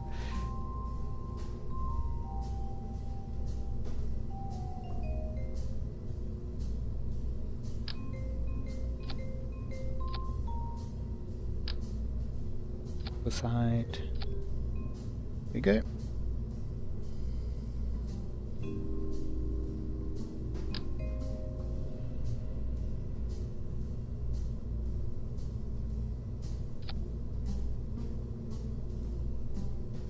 Down to there.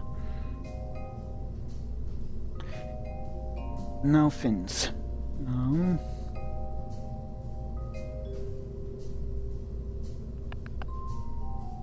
What I want to go with.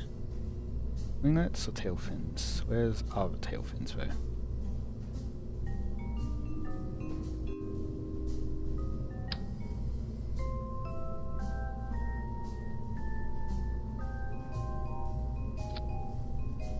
Those clip in.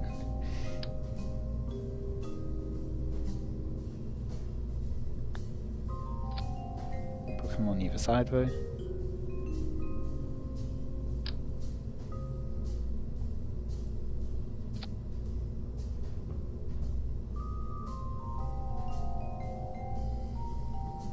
Did that not copy over properly? Copied over here. Why did it do that? Oh, change symmetry mode. I think symmetry around the vessel. There we go. Should fix it, I think. There we go. Yep. And some more tail fins are in here. Might be able to get in 4 times symmetry to work.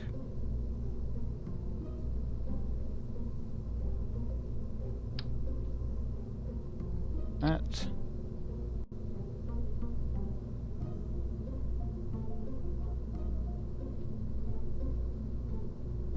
Leave.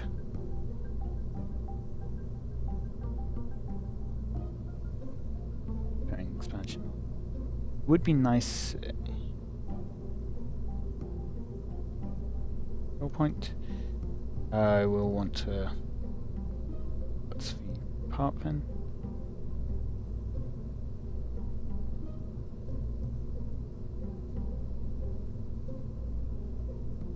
Yeah. Just make sure that we're controlling from that one. So that'll be the easiest one to control from. Save. I mean, I guess I could have tested by just leaving everything connected to the stability enhancers, but I will.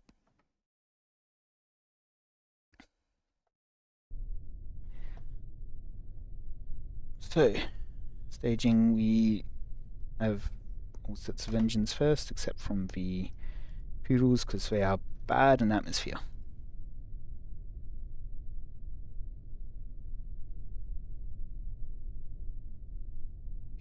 And full thrust as well, because we need to activate liquid engines.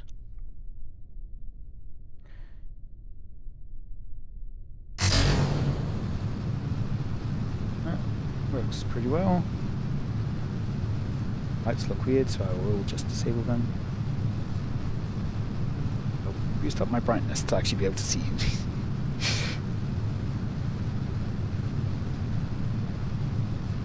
Okay, solid rocket motor seems to be going first. Ooh.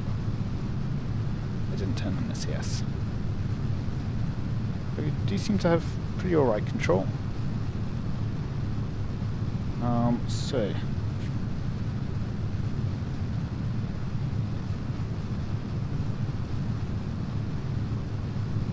just to make sure everything stages properly. You'll notice we don't actually have anyone aboard. So we won't actually be able to do the mission like this. This is just a simulation.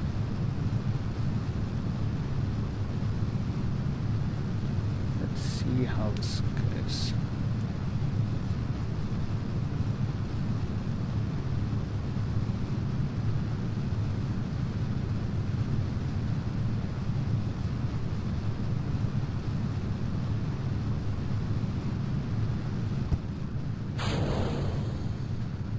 And they separate well enough. Good.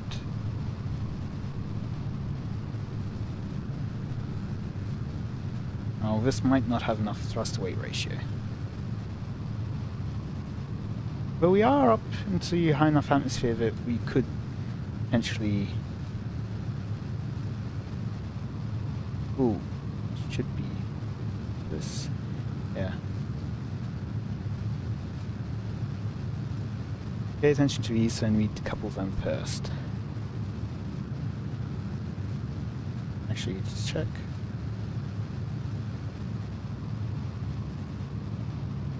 So, let's have a look at how attachments would go. What I was afraid of, they did seem to crash into something. What did we lose, if anything? I don't think we lost anything especially important. Here we could potentially activate these. So, actually, we get to see specific impulses every 10 seconds. We activate this, 350. So you would want to disable these. At that point. Okay.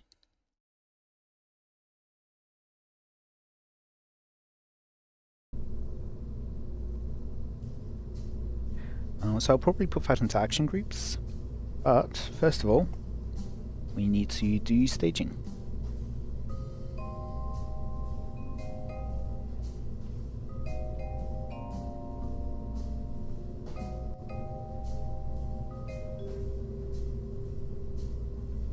So actually we do have slightly high thrust-to-weight ratio there, so we could afford to bring this down a bit. With them being brought down. Maybe 90?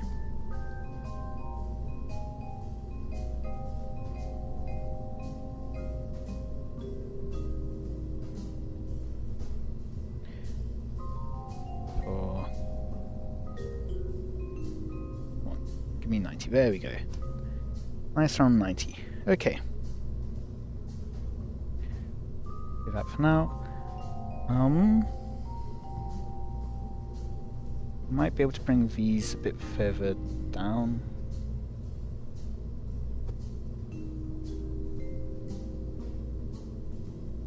I'm in line with the and here.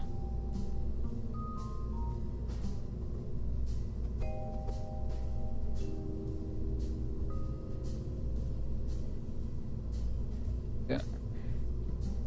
Now, to make sure that these are lined up.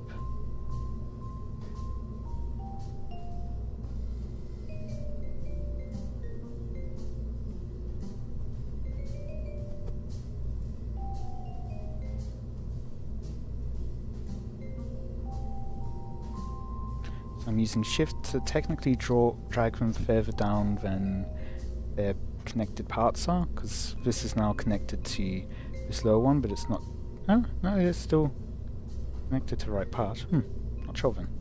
It wasn't letting me do it before.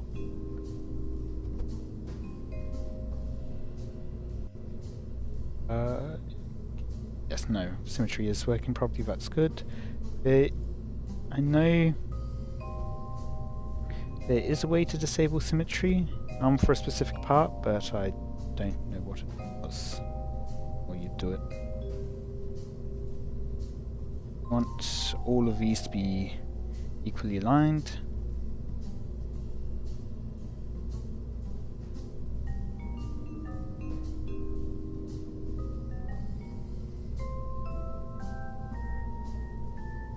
I want to redo the struts a bit. Yeah, so hopefully this will give it a better chance at not hitting off on its way down.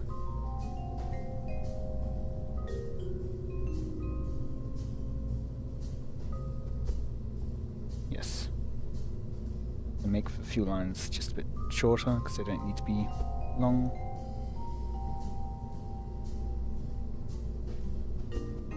I'm not sure if that actually affects the drag, but better safe than sorry, right?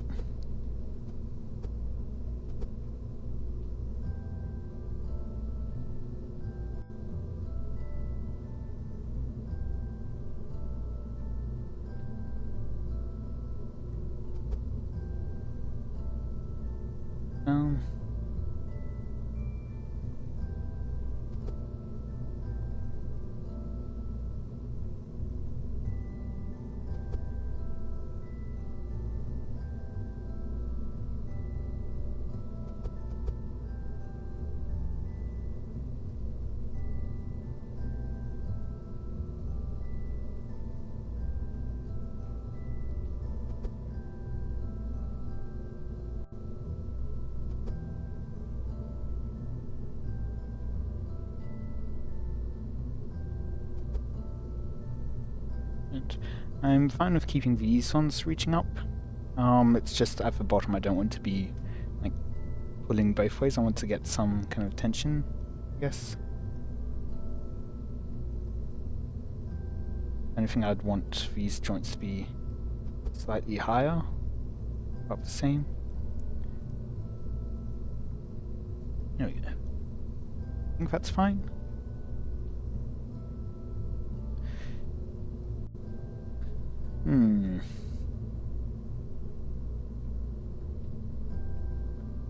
And I want some action groups to activate and deactivate. So in custom 1, toggle engine. Put that in, yeah. In custom 2, I'll toggle these engines.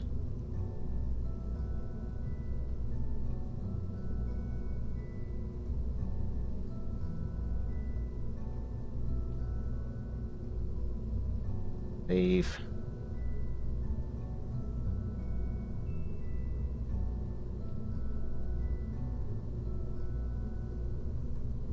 Yeah, so I'm not sure how well I talked about Delta V, asparagus staging rather.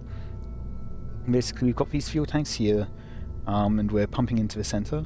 We don't really need the excess thrust, so we don't need to have engines at the bottom because we've got enough thrust from the solid rocket motors. They feed fuel into the center tanks here.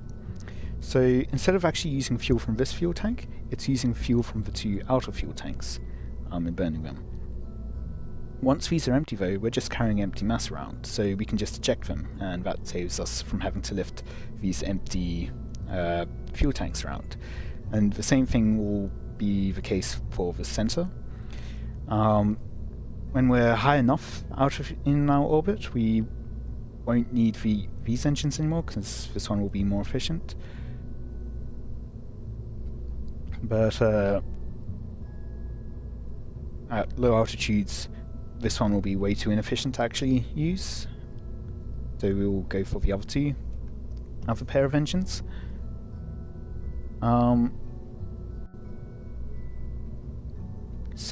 once we're up high enough, then we can use this engine, and we'll be feeding fuel from these tanks into the center one, and then we can jettison these large fuel tanks and not have to carry them like on our when we're trying to get to the moon. So I think this will be enough Delta V. I am not 100% sure. Now let me just set up my abort stage just in case. I want to activate all the parachutes.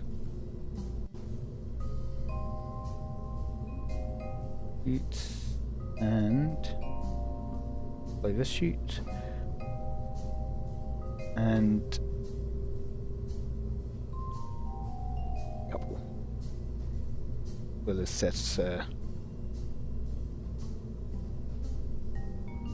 down all possible engines that we can shut down, just in case. Just so we have as little things going on as possible, as little plus going out. And so, how much does this cost? Okay, no, I was certainly expecting to be spending 100k on this. So, command pod, that will go to Valentina. Our tourists will go here.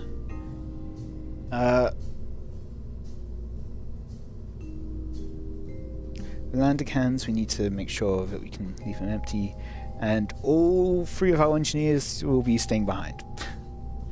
We'll be taking a scientist and our hitchhiker, and we'll be bringing back an extra scientist. So, with that said, I will take a quick break here, and then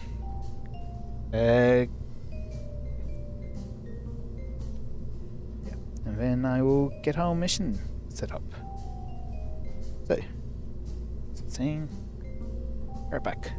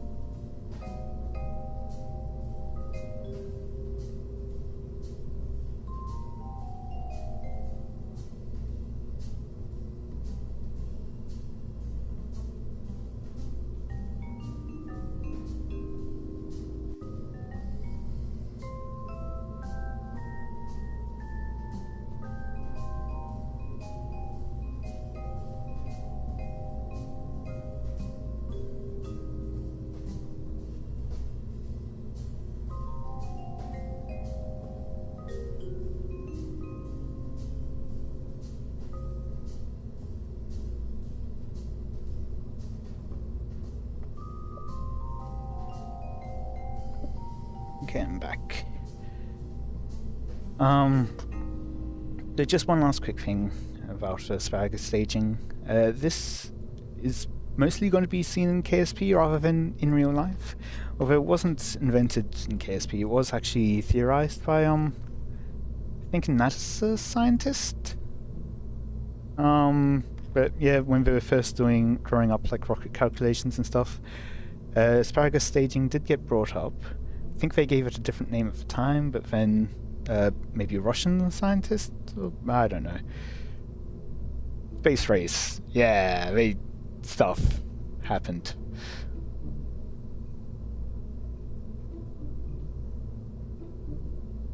Noticing now that that is actually clipping there.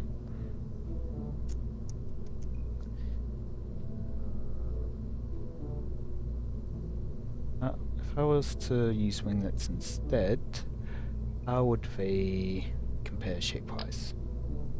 They're even worse, okay.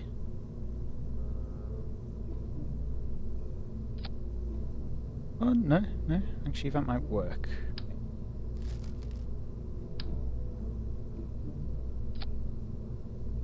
Okay. Might be just as bad.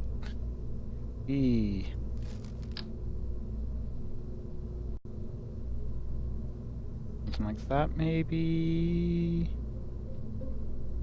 2 times symmetry.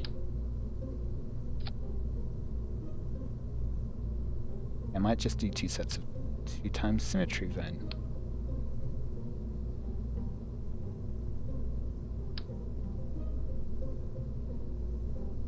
Aim.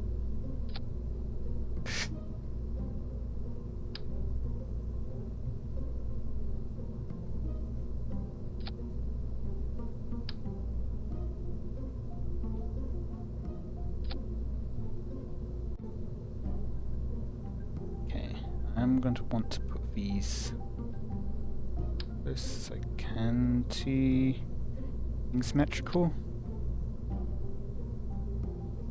The bottom, I'll line it like that. Up a bit.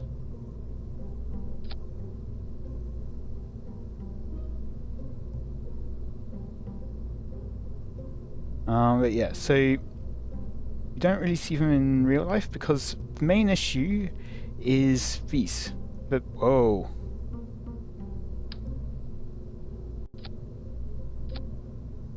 Like when I detach stuff. Yeah, these fuel pumps, fuel lines. Just check for the lines right way. Yes.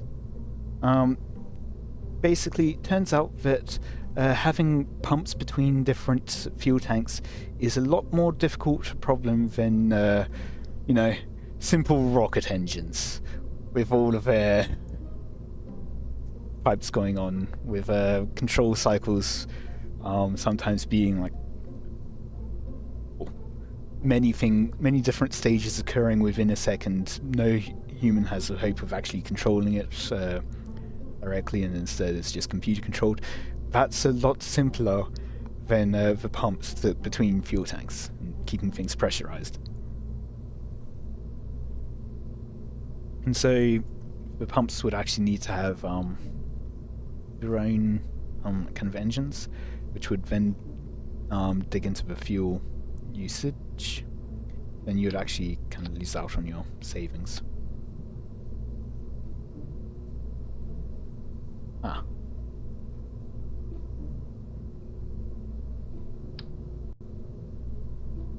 Okay, nope.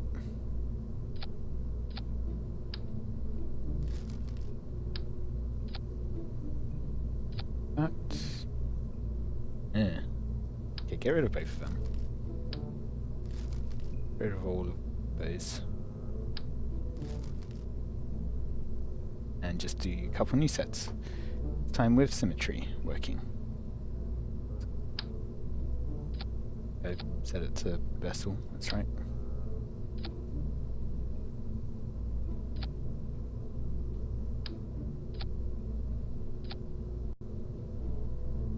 There we go. Now this might actually work. We need to set the staging again, because when I pulled it off by accident, it all came apart. Okay. I suppose solid rocket motors, so there's their connections. And these disconnected again, because wings are in the way.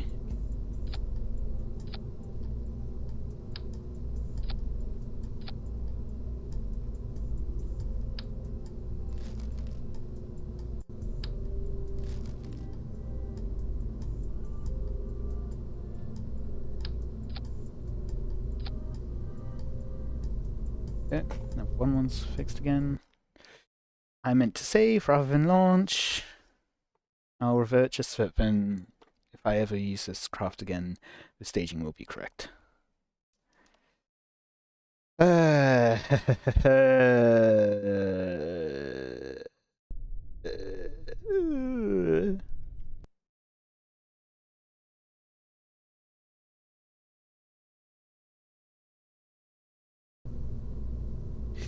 Two hours have passed and we're still just in this one rocket.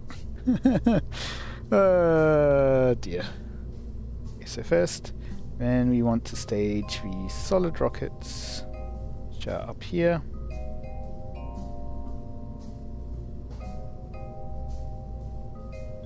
Then the outer tanks.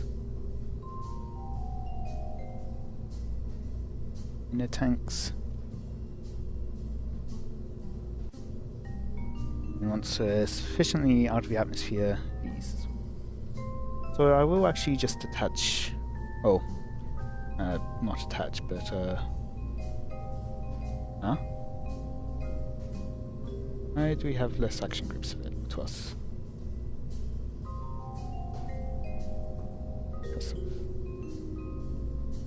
Okay then, let's reset our action groups.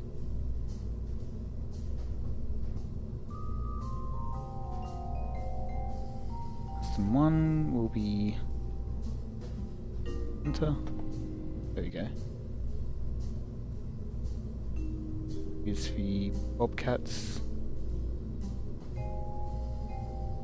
And then 3 will be...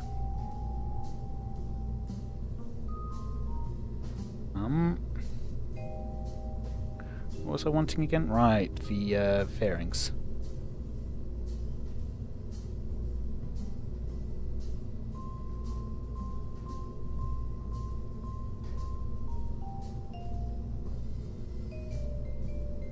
At that point in time, these will be gone. Oops. And so, we can deploy them without any fear. Your crew's correct, yep.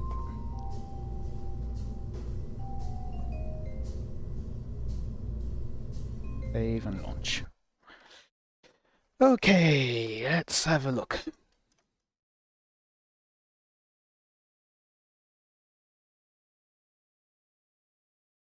Let's have a little go.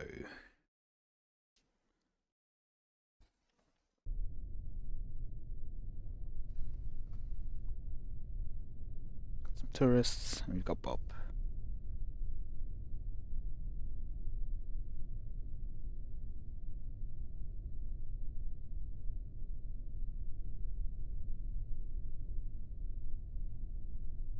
We could rearrange them though, but oh well.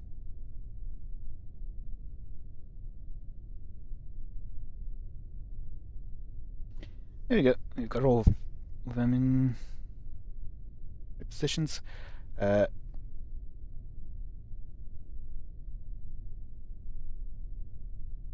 Fine, I think. Maybe. I'm getting less certain over time. Let's launch before I have second thoughts.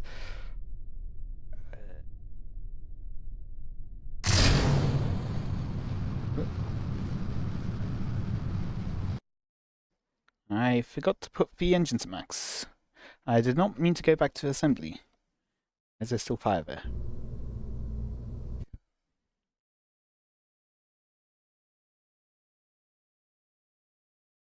And first things first, check that we've got the right crew again.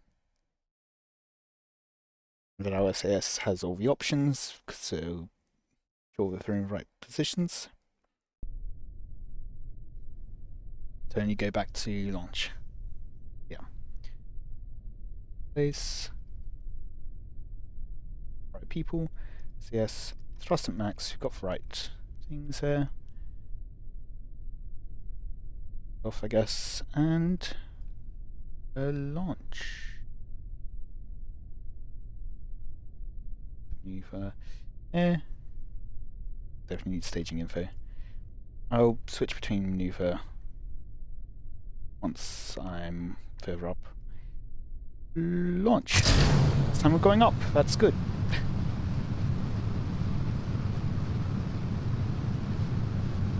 This time I want to actually be able to see how our control surfaces are doing as you're doing a gravity turn.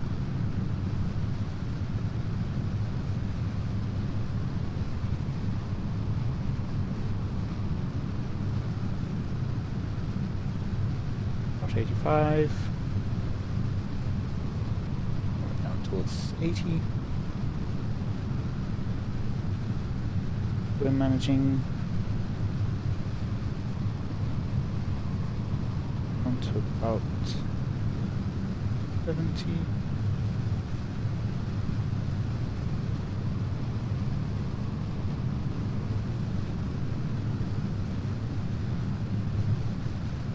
Further along.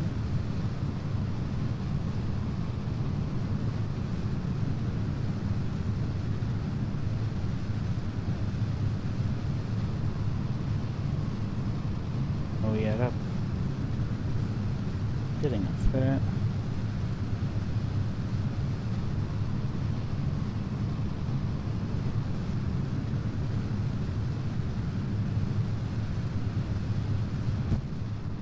Final stage. Nope, that did not go fine.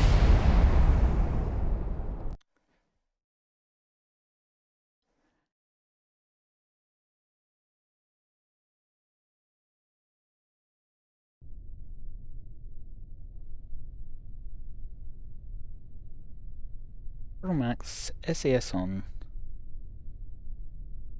It might be that the fins are too close.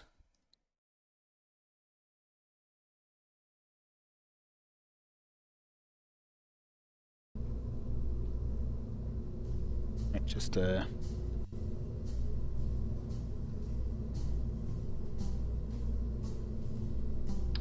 bit more central.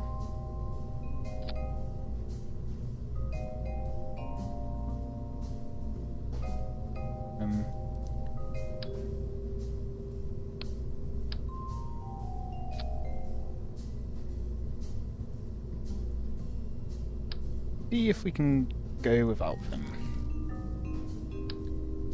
So we did seem to have enough control surfaces.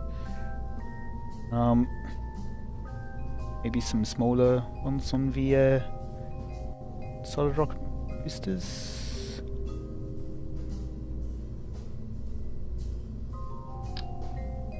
I don't think this has, it doesn't have any options, so it won't be able to turn.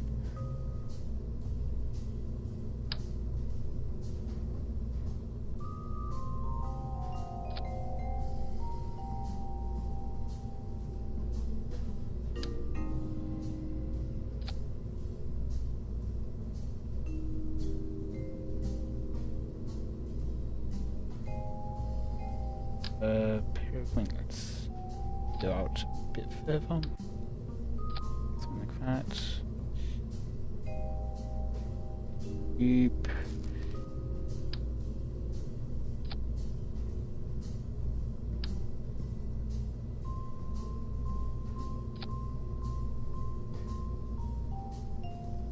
Something like that. Save for now.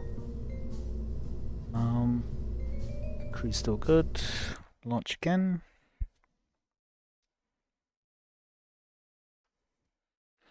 Maybe we won't risk bumping the control surfaces as we did a couple. And then final stage will be out of the atmosphere anyway, so those control surfaces won't do much. Do you have gimbaling? Yes. Okay. Could be fine, possibly, maybe, I don't know. Stop maximum, throttle SAS on. And launch.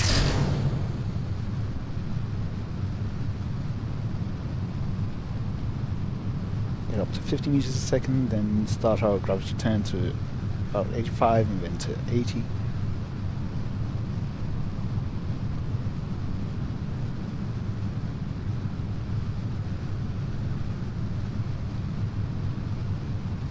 KSP.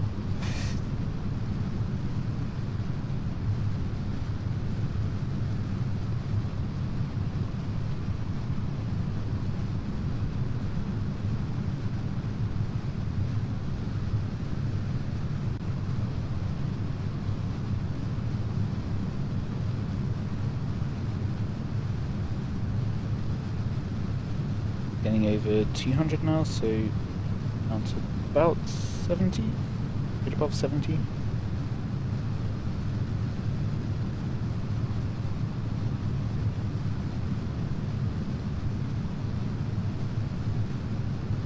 Apoapsis getting up to 15. A bit further.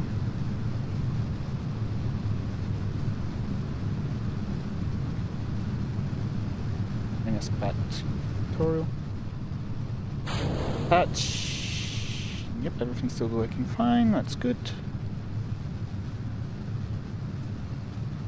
We are starting to get up.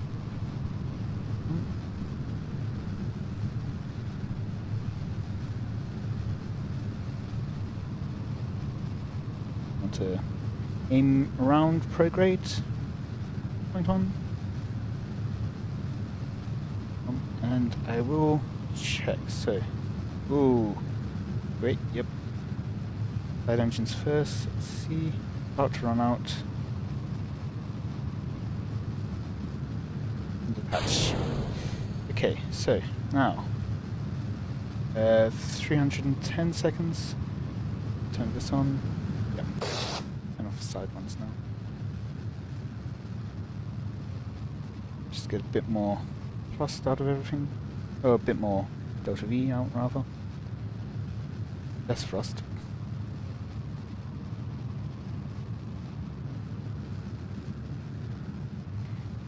Back a bit up towards equatorial. And further down.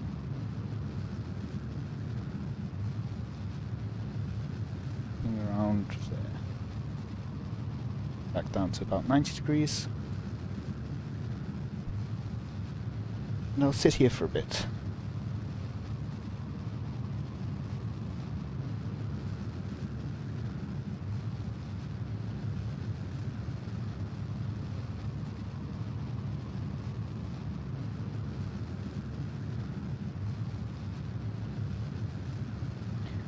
I've gone past all apoapsis, so I will turn the other engines on for now. Make sure that we still keep going up the shell cells out of the atmosphere.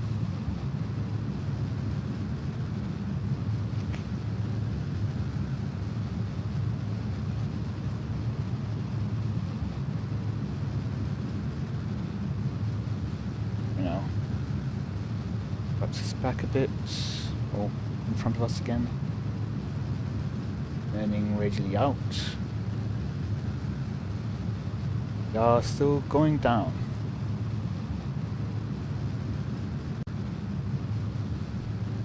Now starting to get re-entry effects again. Yay, we're doing this again.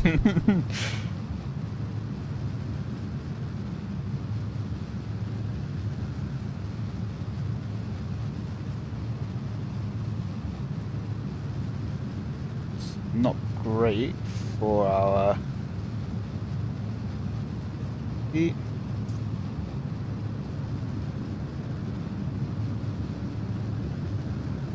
Because this is causing a lot of drag for us, which has been slowing us down.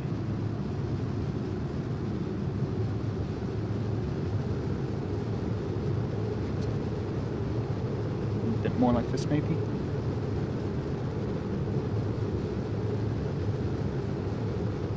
This might be a fail.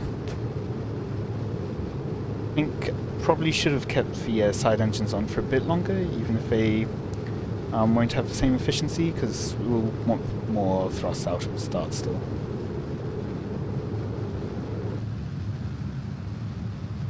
Now then, can I get our periapsis out? Or we're out of the side engines? Yeah.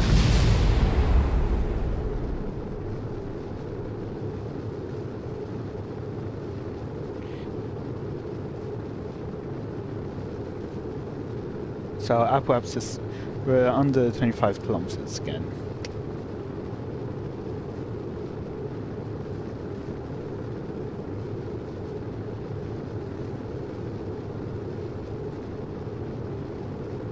Even if our periapsis is almost out of ground, it won't quite be enough. I don't think.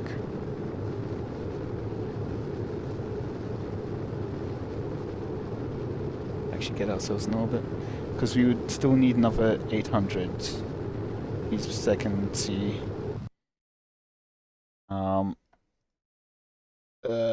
get to the moon with our budget.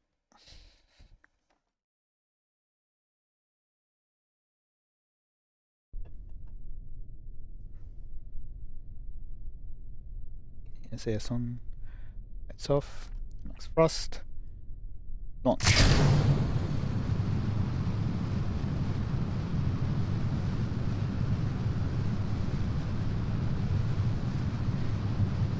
And I think I'll be able to turn on the center engine, because even if it's not as much thrust, it will be we'll be using some of our fuel on the center engine in vacuum compared to the outer engines, and so that will increase our efficiency a bit. Then we've got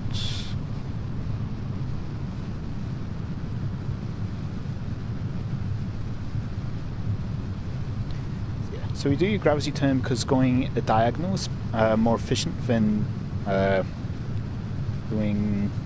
going over straight up and then off to the side. And see separate ones.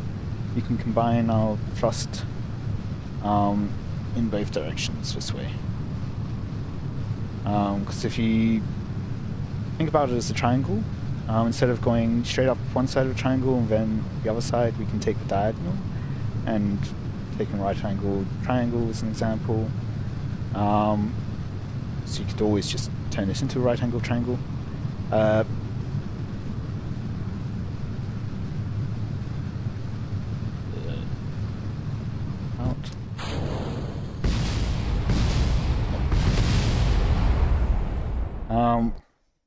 Yeah, right angle triangle. Where was I? Yes. So the diagonal will be the square root of the sum of squares. It will be less than the sum t. So you distracted that launch.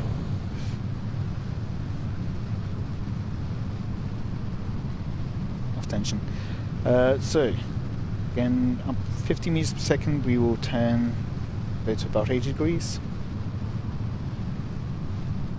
Well, 85 and then 80 hopefully by about 100.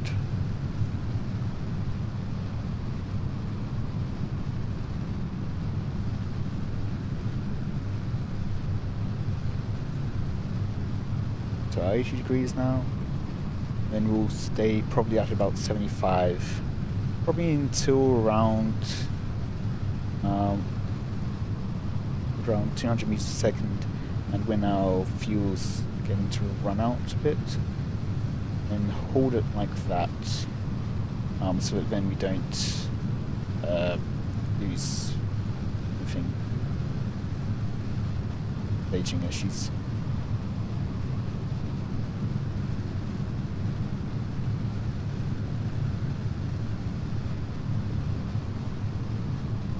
$300,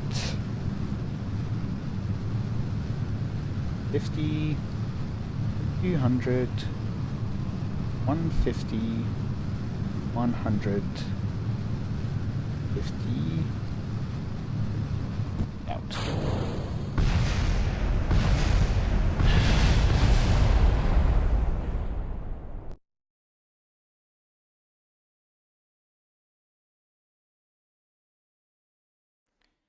I'm mostly reversing because I don't want to have to wait to recover. That'll take a dozen minutes.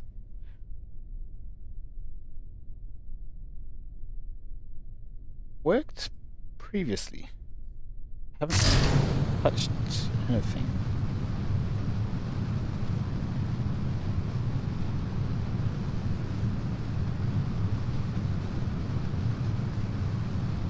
Separatrons would be good for that. Just have like a couple pairs of separatrons on the boosters, push them away. Turn.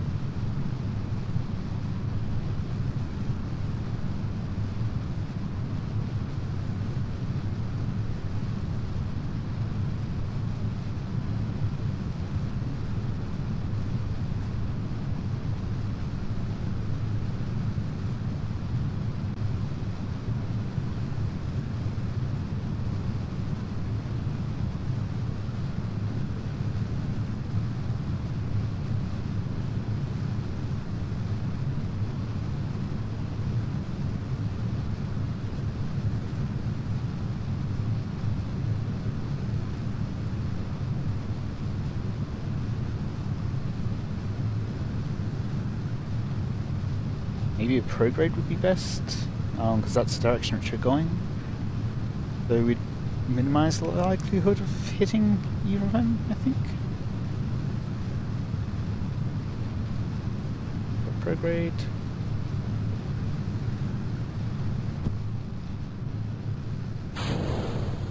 Don't hit anything, don't hit anything. Good.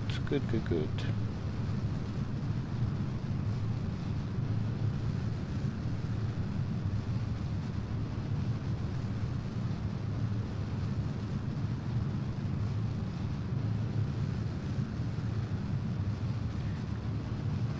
center engine as well. We really should be turning further now.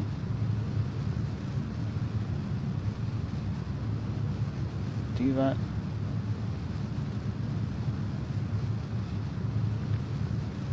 Outer engines detach. Good.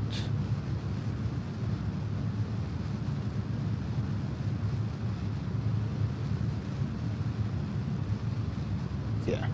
The biggest part about orbiting, I've probably mentioned this before, but it isn't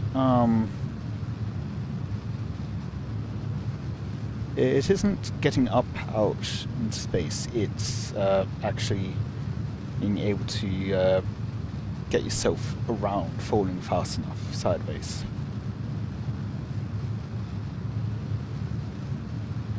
Just keep an eye out for time to apoapsis. We don't want to drop that too much.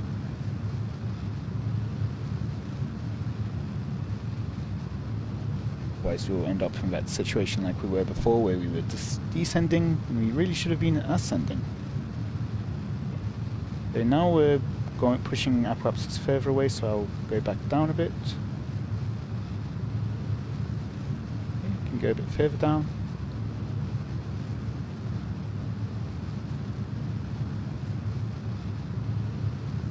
Try prograde, see how that goes now. 51 seconds. Almost up.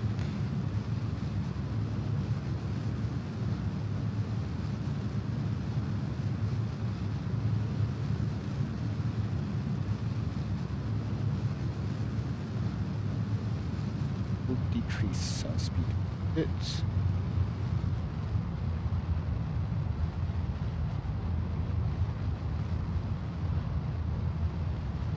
What are our thrusts looking like? A fair bit less than engines. Right.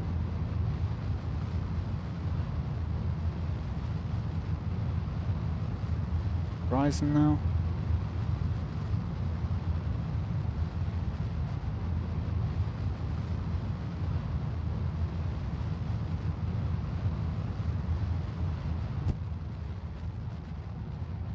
The outer stages. Good.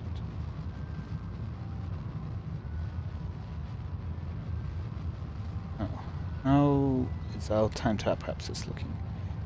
Going up slightly, so bring us to burning towards the horizon. Okay. Wait a bit.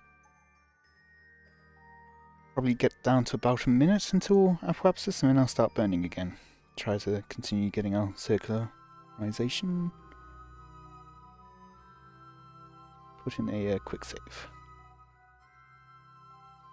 We're in space. We're almost to our goal. I mean, I'm sure that's like halfway to our goal, right?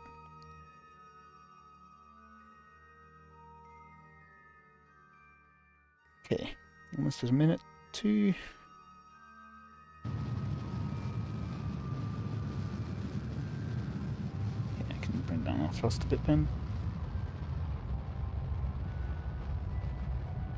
As long as we're pushing our apoapsis further away, then we're not going to be, we've got enough thrust.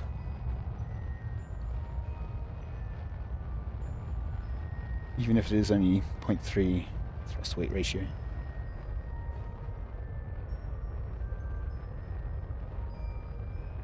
Perhaps this is almost out.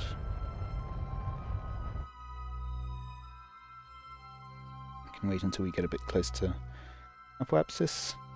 Might go to about 45 seconds this time.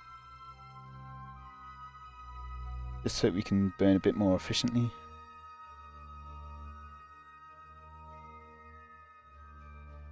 That's definitely on a cable intercept.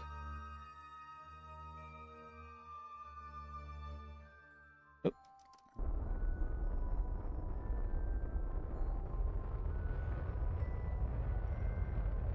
Okay, we're keeping it 42 seconds. Get ourselves out of the atmosphere.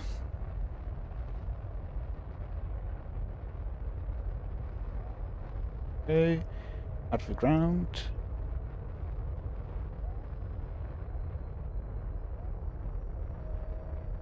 down to third frost. A bit lower again. Circularize.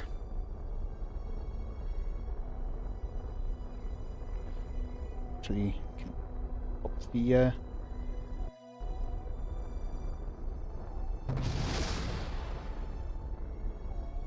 that did not work out. What happened there?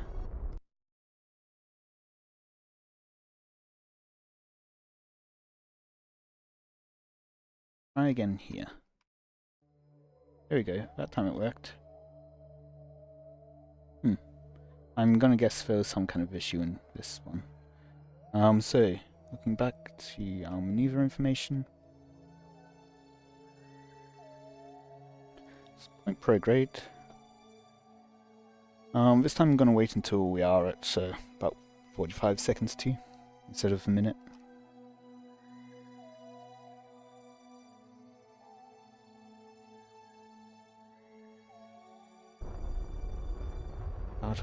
About a third thrust. Need a bit more. We'll need a bit more.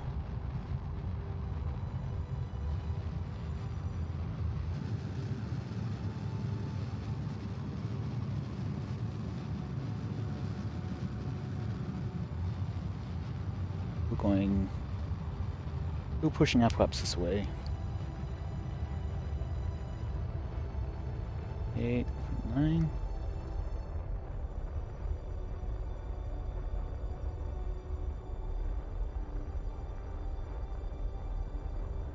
Okay, we seem to be keeping steady there.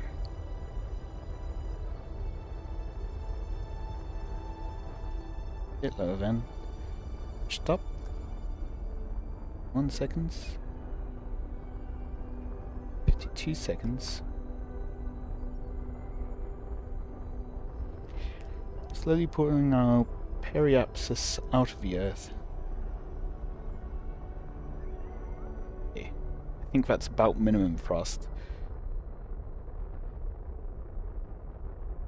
We are just going to go with that until... That seems good.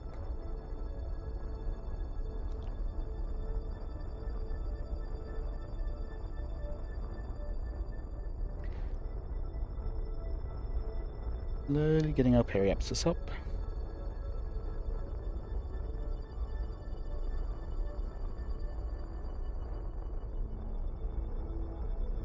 Once we get maybe 75 to 80 kilometers up, I will put in the maneuver node.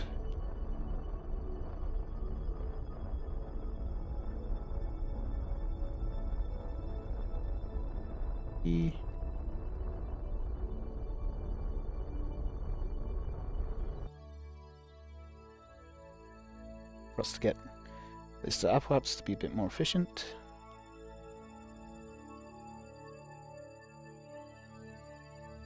Wait for 30 seconds this time.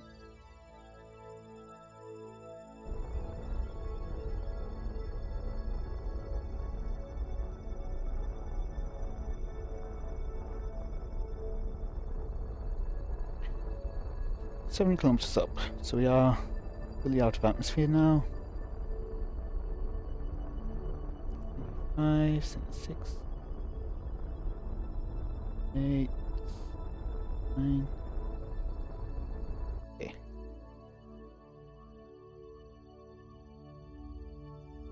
Centricity, yeah, that's fine. Okay, so now we need to get an intercept of the moon. Add a maneuver behind us, then we can always just move it. We need to get an apoapsis up to, yeah, 12 million.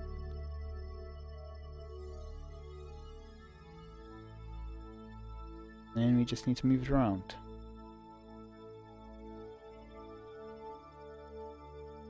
So we want, for our circularization, so that we can do the inclination change, we want about 500 kilometers.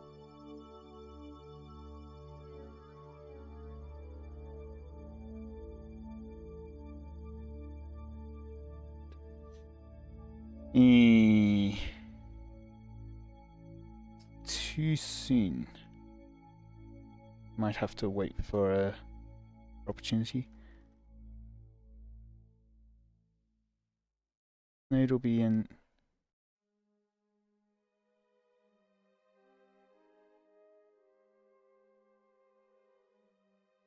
That's on the wrong side of me. Okay, we'll go forward a few.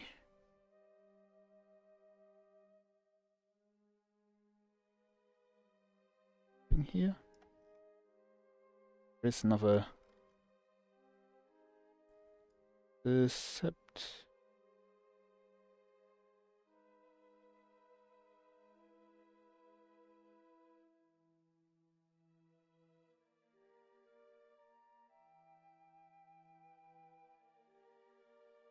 Day before. So we will need to increase that slightly.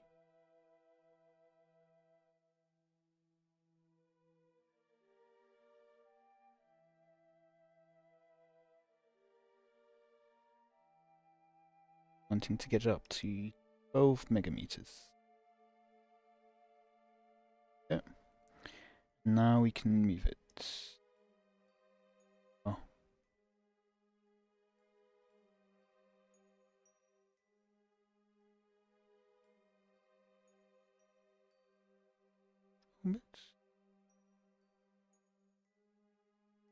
Okay. Okay, so 300 kilometers, moving it.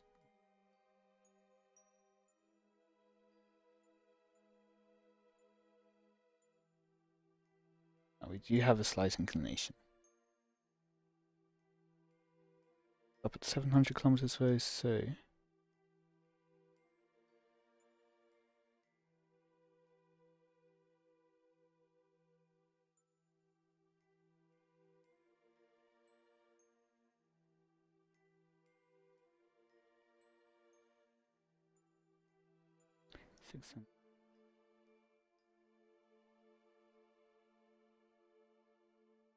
$600, 530, that might be as good as we get. Bring down my mouse sensitivity as much as I can. 15.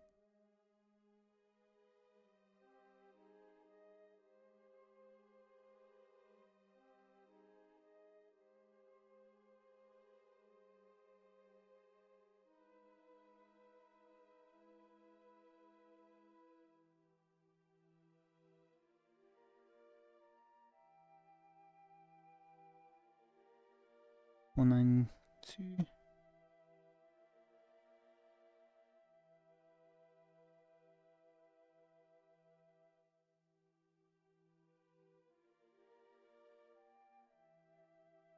That'll work. It will be prograde. Back from the map, let us put our panels.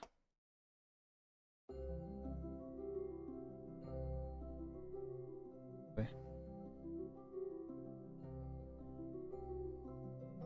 My mouse sensitivity back up.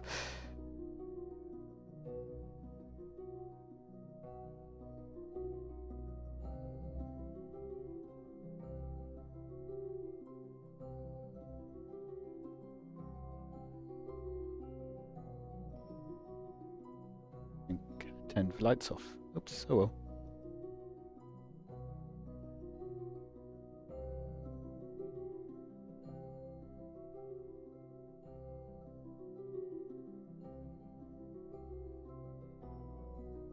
Chat back. And these ones.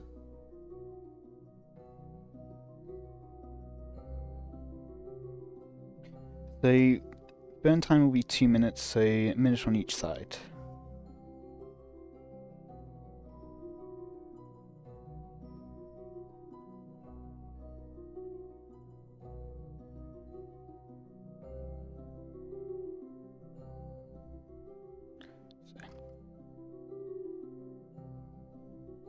I'm up for now.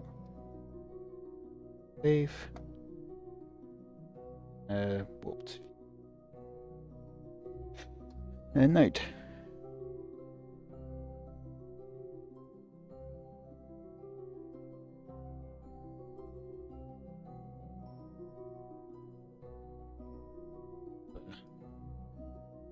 The Muner's targets.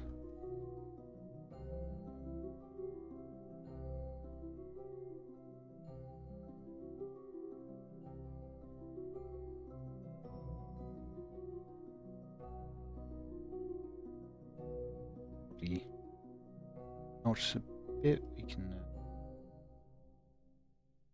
Our inclination. What's our inclination like? 0.0. Oh, 0.3.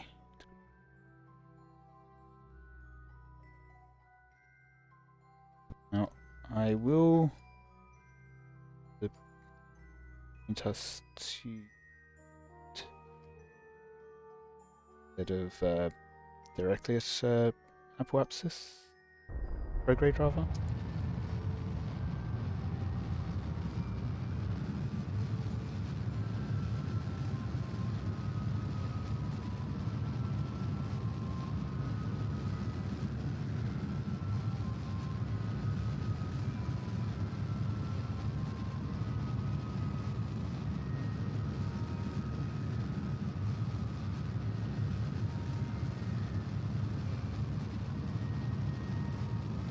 Keep us printed at the maneuver.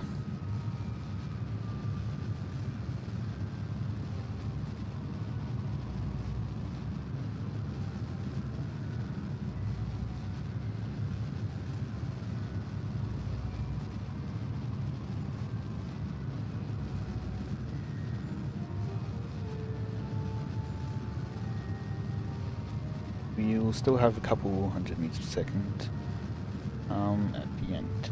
Should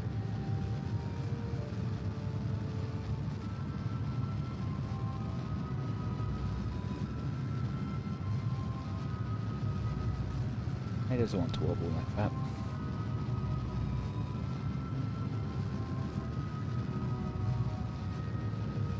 One SAS.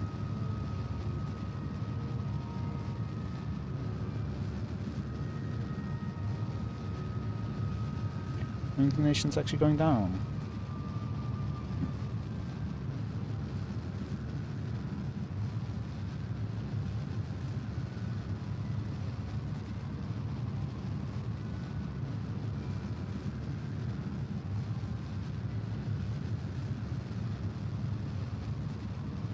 Okay. Wobbling a fair bit.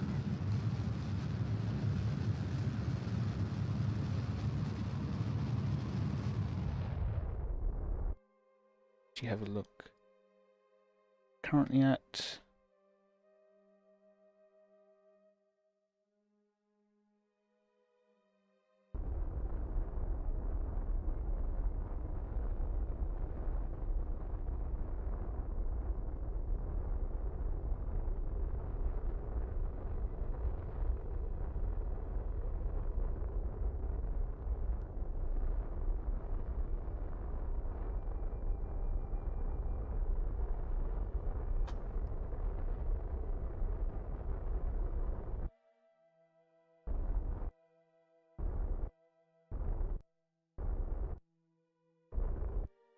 there we go, that's perfect.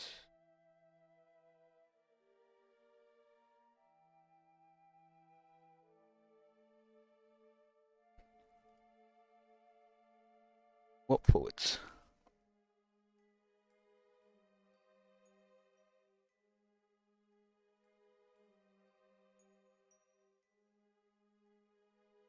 Getting a bit slightly degraded signal strength. Okay.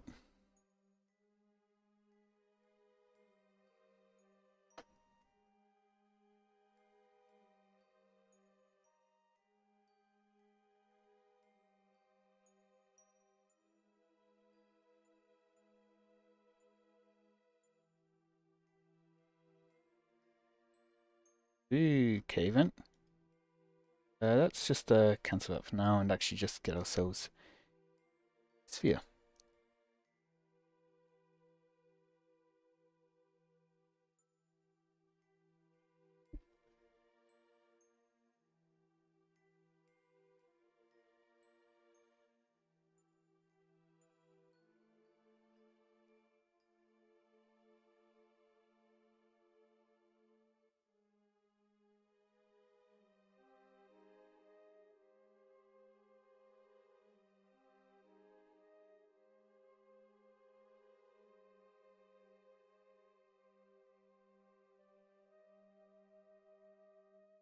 Is this encounter perhaps...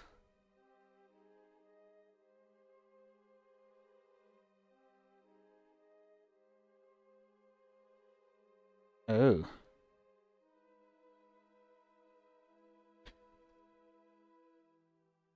Okay, that's... So it would be entering the sphere there.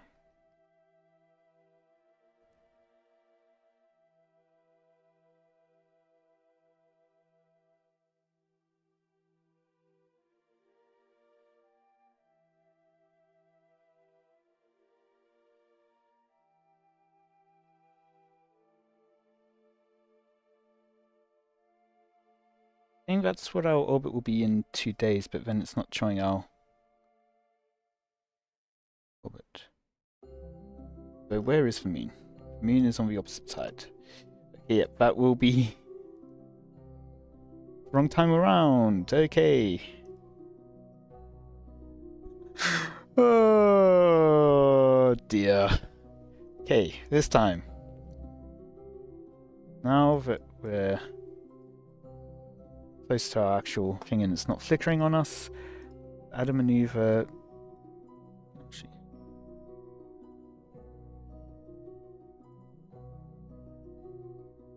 yeah. But I think this one's our first one. So move that towards periapsis.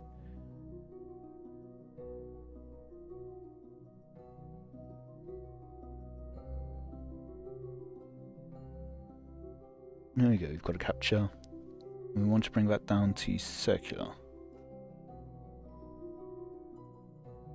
Be on the bottom left there.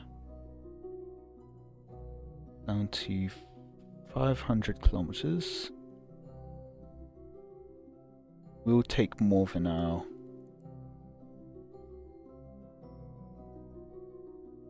current fuel, but we can reevaluate what we do once we get that orbit.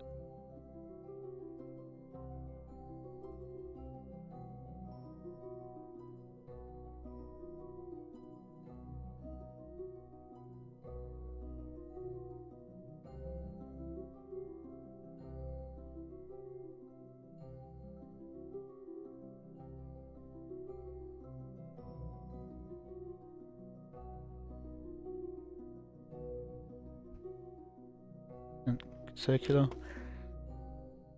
Will be burn time for nearly 40 seconds, so 20 seconds before.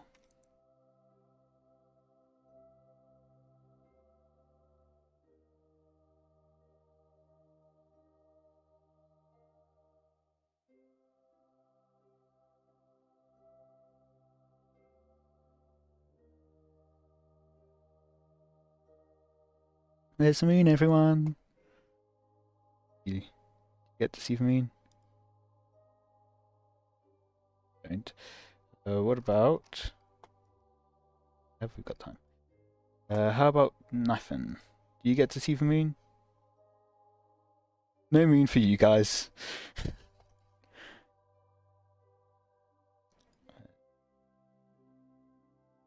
Save again here. Get down to about 20 seconds, and then we can burn.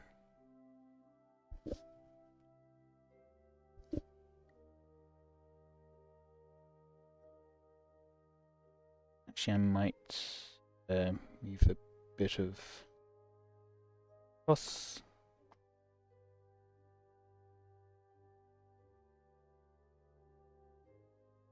Smaller. Used. Shouldn't have been used.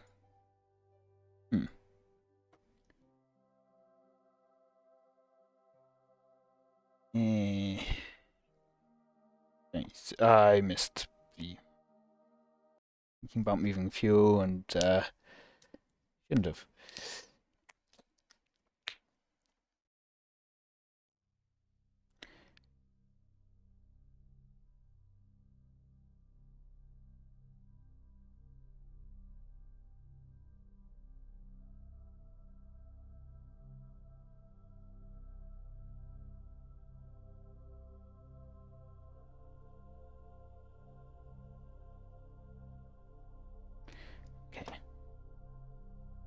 That then. Oh, orbital information. Yeah, I was thinking about transferring across because these engines will be more efficient than, slightly more efficient than our other ones. Sure.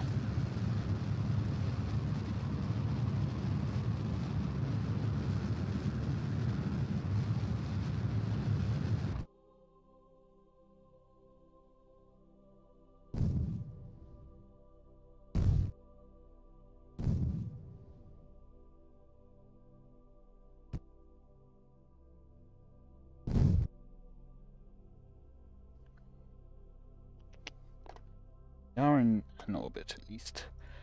So I will be yeah, separate from.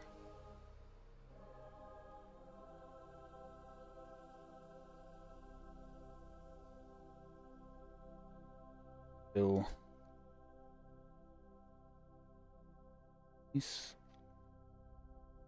I think they need to remain in place. So this first one needs about 1,000 meters per second. So I will just fill like at least.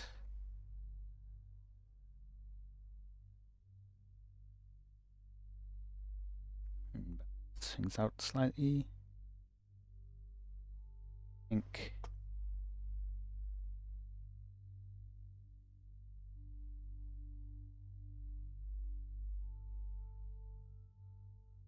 Good. And now I can detach everything. First of all, we'll be littering space a bit here. That.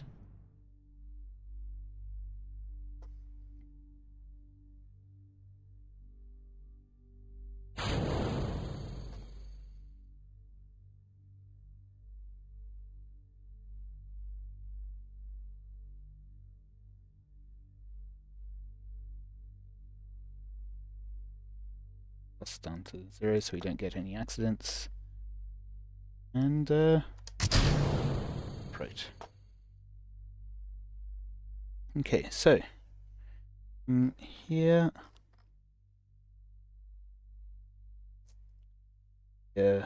for the habitation, we're going to slow ourselves down to a 20-kilometer periapsis.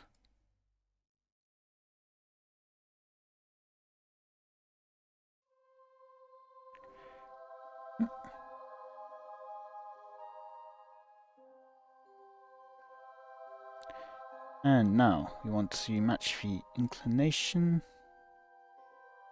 So apoapsis is over there, so we will want to do it on the other side. But that'll be for the other. So we can afford to wait for this other one. Save again. Make sure I don't go past my burn. About 4 seconds.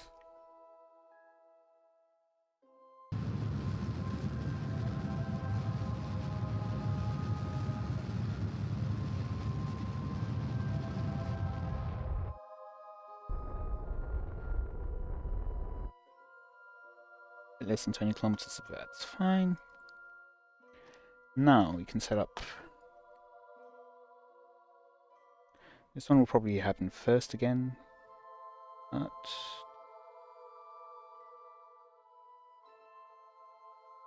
also it's down to a 20-kilometer apoapsis here. Give to this tool. Off. So that's that one's orbit. Now we switch vessels. We can't switch vessels anymore. Actually, go to here. Switch to.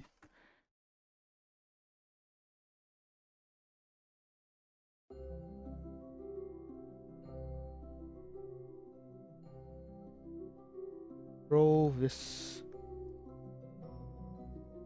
There we go. Now, we want to set up our maneuver node for this one. We want to see where to kind of overlap. To be able to get... actually, we want to set as a target. There we go. So this is where they overlap. Add maneuver here. In which way? Just time up a bit, just so we can see which way it's going. Okay. The organ's coming around like that. So, we'll be going up. And means we will need to burn normal.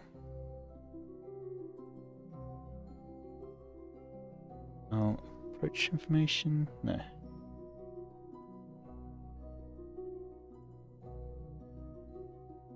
The relative inclination, maybe? Don't think so.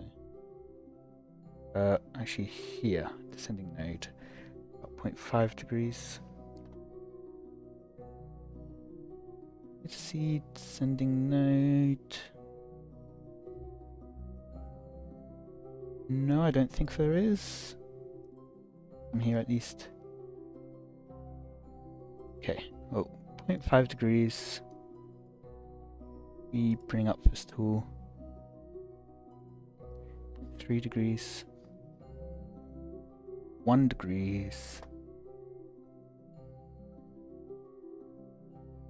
Bring this basically as close to 0 as we can.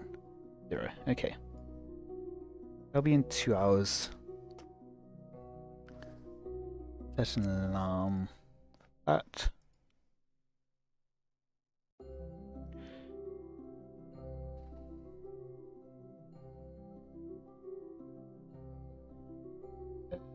Minutes margin, yeah, that'll be fine. Now if we switch back to Divana 1, main one.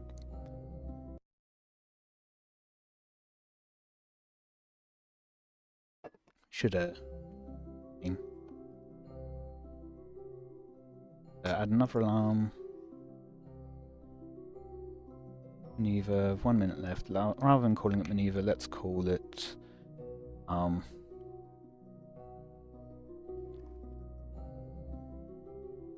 station.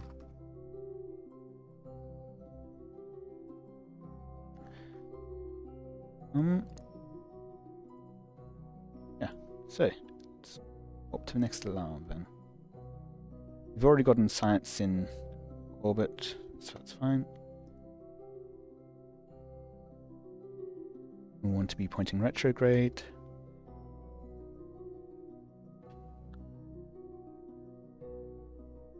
Cool.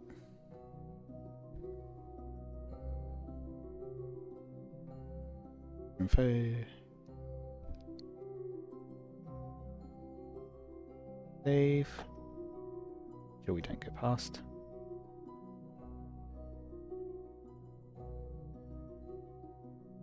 So we want to do it at about 5 seconds left. So 5, 4, 3, 2, 1, go.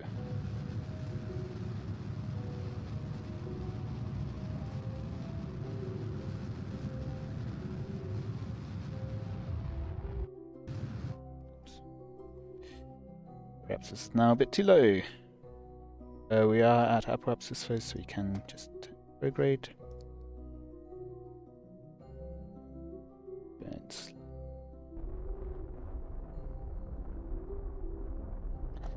Accidentally press C instead of X.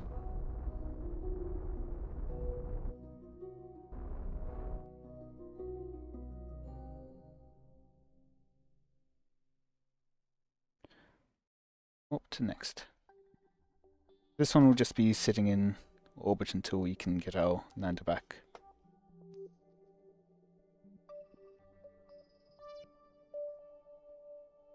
What? What? Game? Okay, jump to vessel.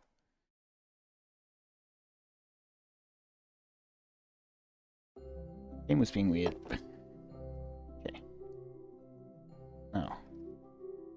need to go towards maneuver. Normal.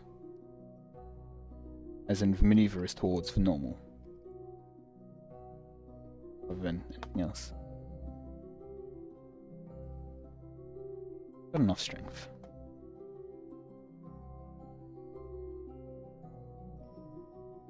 Probably could have done with some more reaction wheels, but oh well. Also probably should have tested the ladders. But oh well. So, 10-second burn again, so we will be wanting about 5 seconds beforehand.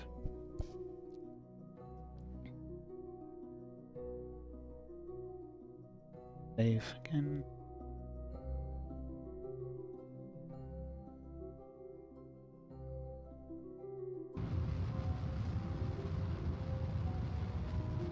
And I don't get any information out of that.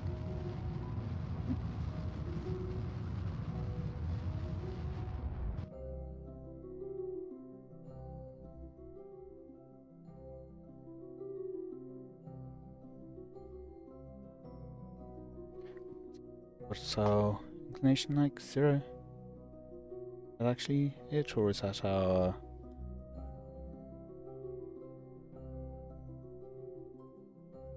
either one? Either... 0.9, okay.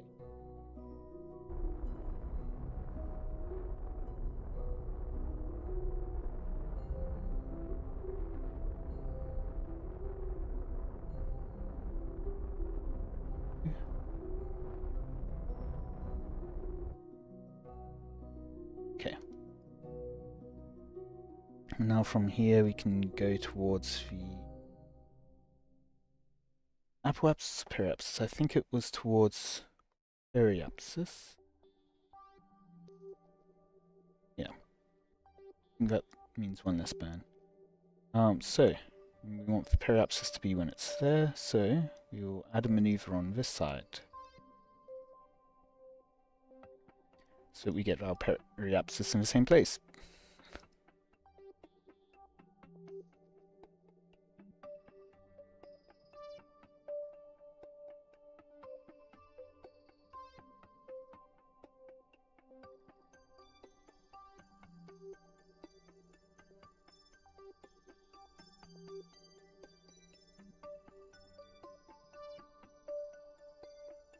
And then while I'm bringing my apoapsis down, I'll be looking for an encounter.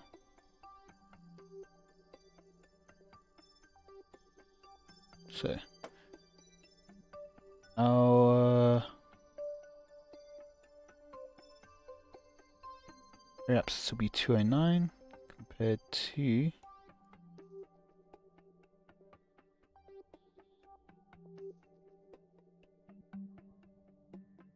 pull up the mission details. 209. Okay, yeah. So that'll be the right periapsis.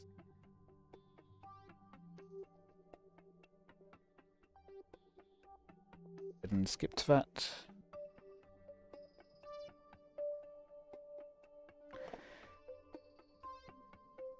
So we already have the tourists done. We haven't positioned in a specific orbit.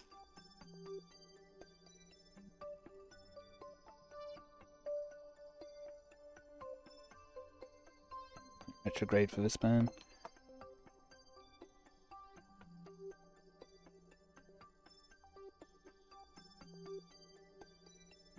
Three seconds on each side. Probably do a bit earlier so that then I can low throttle at the end. And yeah, we've already finished our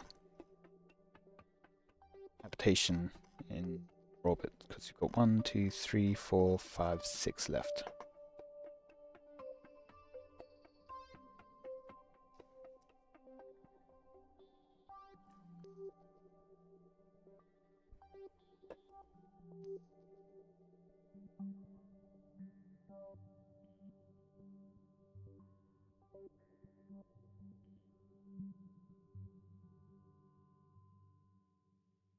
Go back.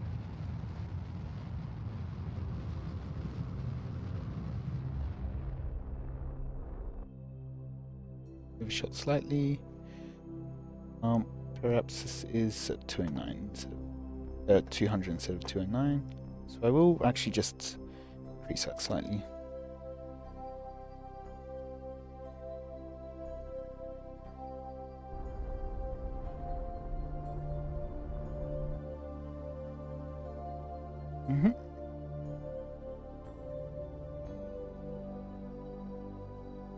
Yeah.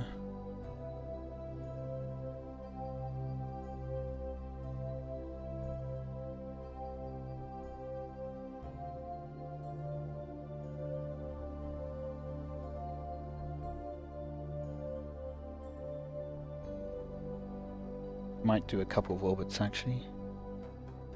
So what is our closest approach? Quite a bit.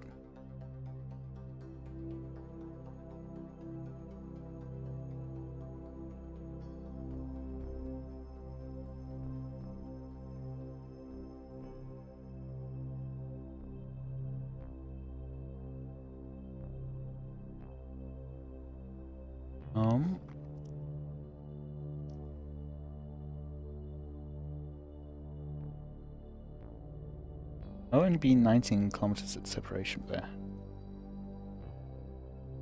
Doable. So if instead that slightly forwards, we can try to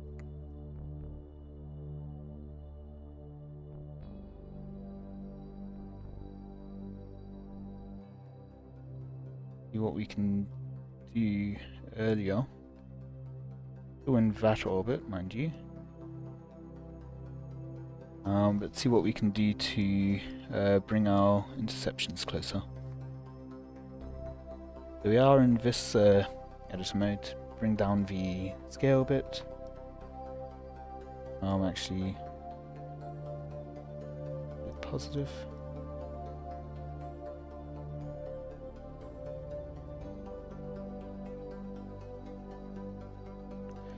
I've right clicked and that's actually kept this focused. Then it's going back up again. 1.2 is about as slow as we can get that way.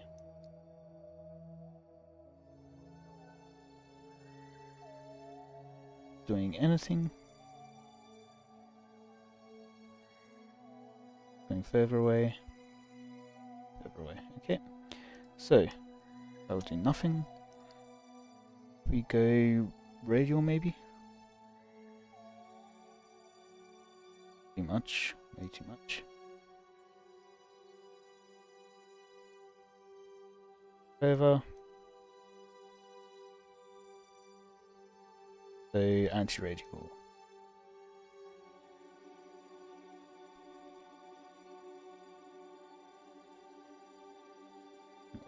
Shot.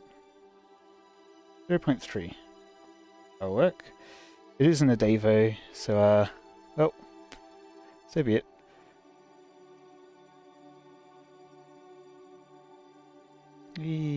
Two. Only a couple of orbits though, so that's neat. Now we need to go maneuver target. Mostly a radial burn, but it's only 1 meter per second. So probably 2 seconds left. I'll do the burn.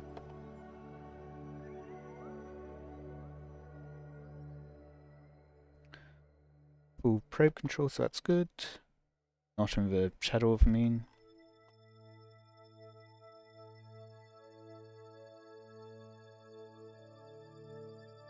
Tiny bit.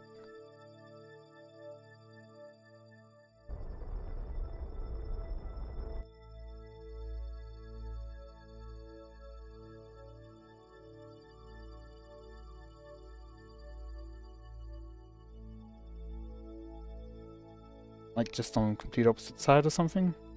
Why does it keep shaking around?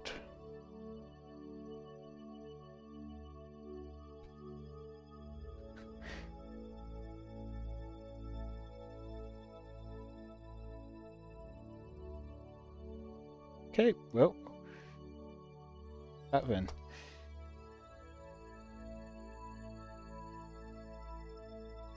Walk forwards just a bit more.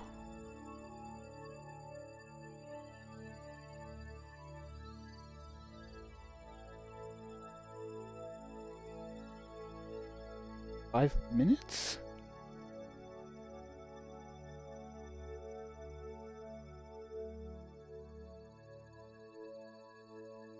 Where is it? Oh, it's there. I was looking at our habitation module. No, there it is. Okay.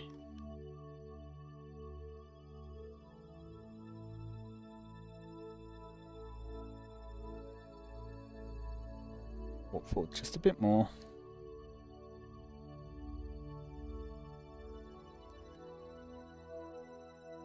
Want to be burning retrograde relative to our target.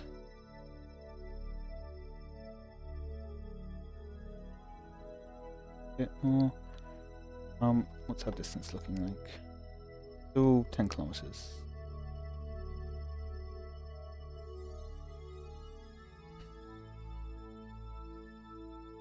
So, just want to check how long does it take to do a 60 meter per second burn?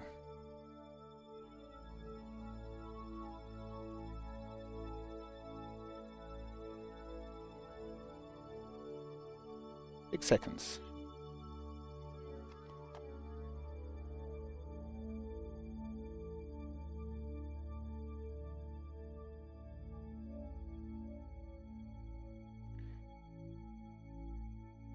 Put an alarm clock. You create an alarm. Closest approach? No. Okay. And yeah.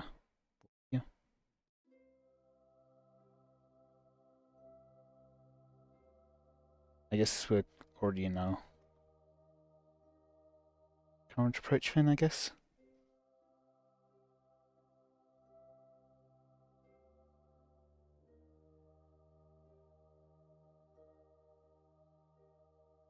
About 800 meters, I think.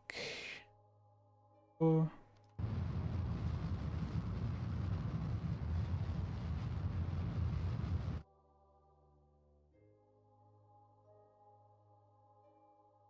grade relative to target.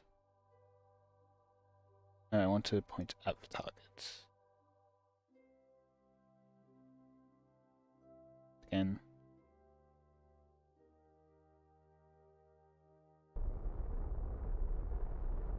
Slow ourselves down a bit more.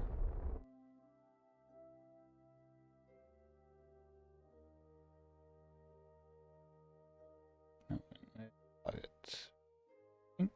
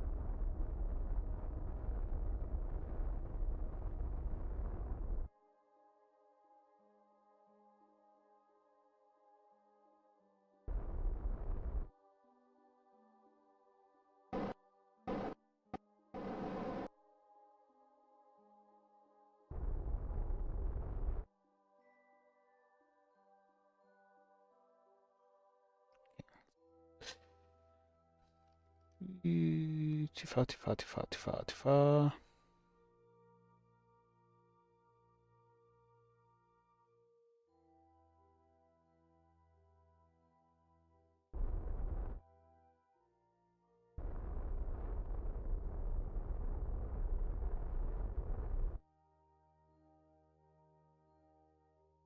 Over.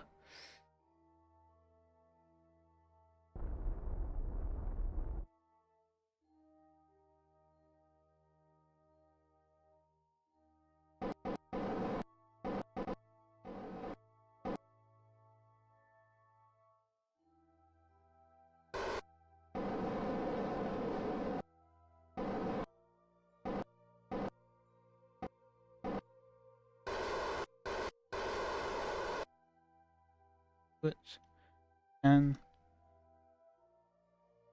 ooh, okay.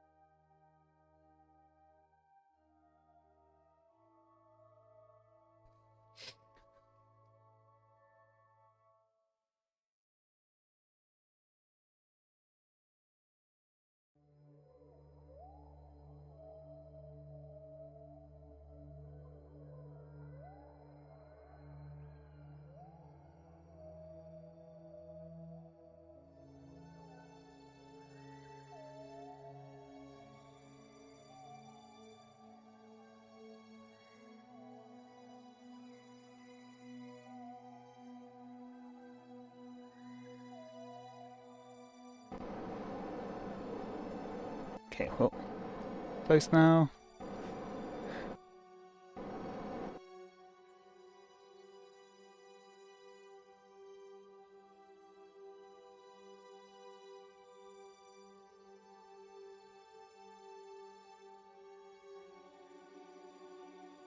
Okay, let's just test the ladder.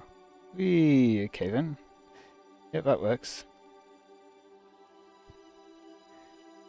Works down across there. And down there too. Okay. Good. Board. Now, want to set our one's target. It's not in a circular orbit. There is our apoapsis. We want one close to the apoapsis. Maneuver there.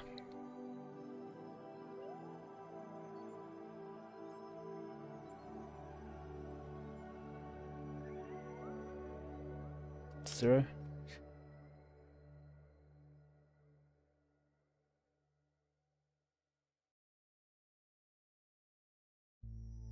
Nation down to 0.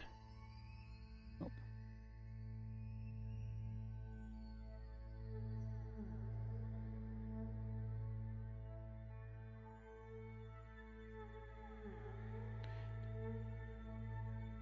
So.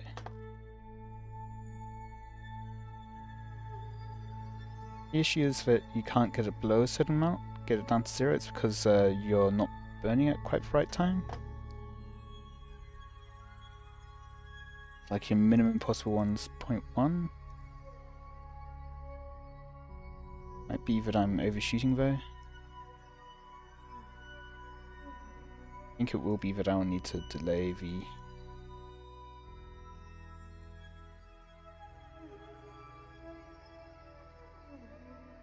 a bit more. Okay, probably around there is the most. Oh. Save on as much delta V as possible.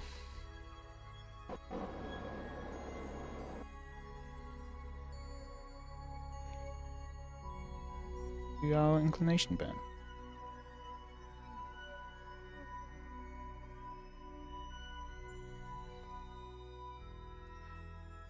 Save.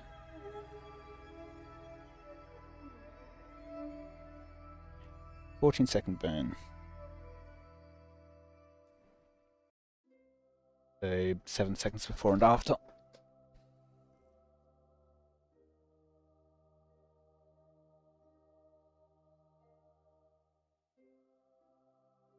Forwards a bit. Okay.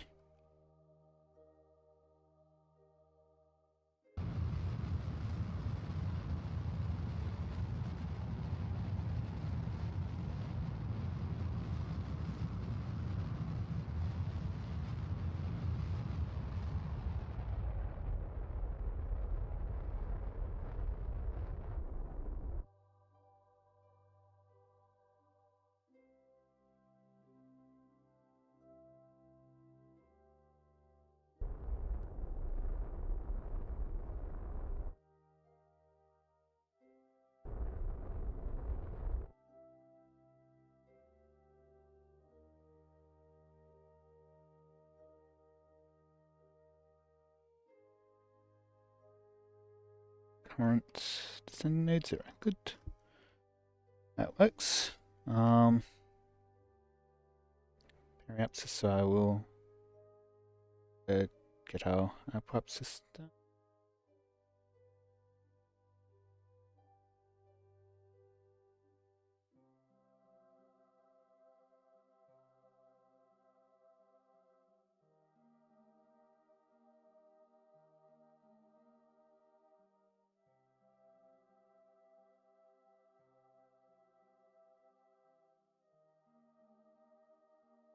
One might work.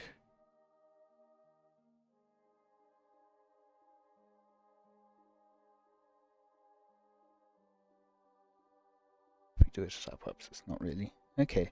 Oh, how close are these? 3.7 kilometers? 0.7. Okay. So, maneuver node up again. 0.7 kilometers. 0.3, 0.2. Of that. Forwards again. And get our rendezvous back with a habitation module. Now we will need to go once again. Maneuver. We aren't actually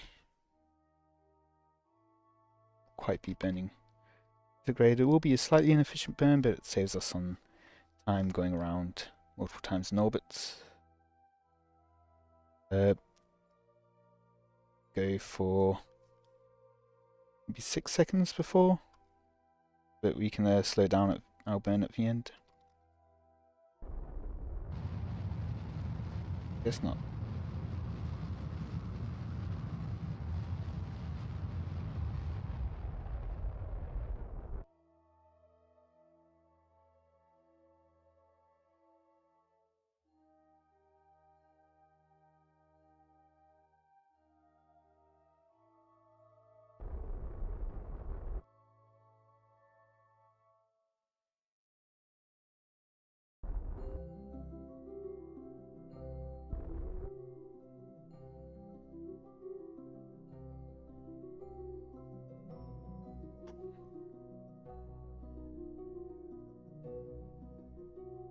However,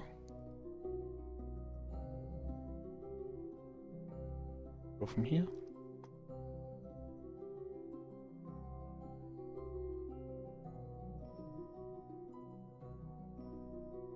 Go from here.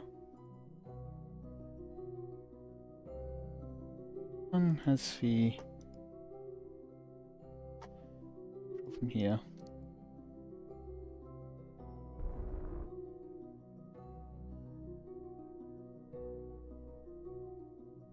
Noted crew control. Huh. The Verlander cans. No, they should count as crew modules. For why then?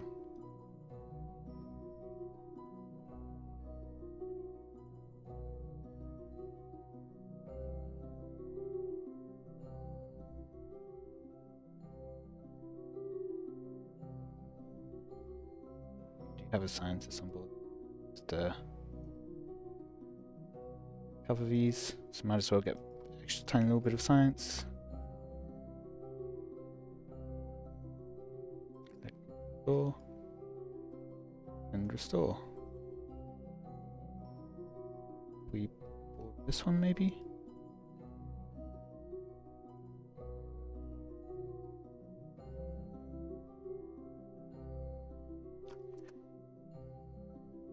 Limited crew control. What does that mean?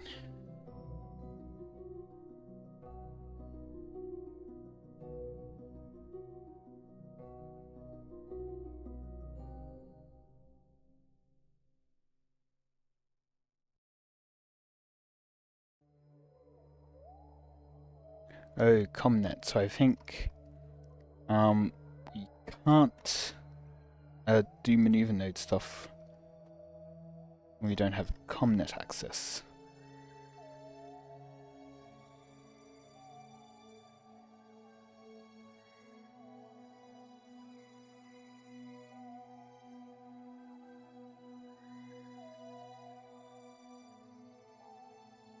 What happened? Where did our... Why are we... something must have happened while I was typing. Load save then. Still had focus somehow. Is back before...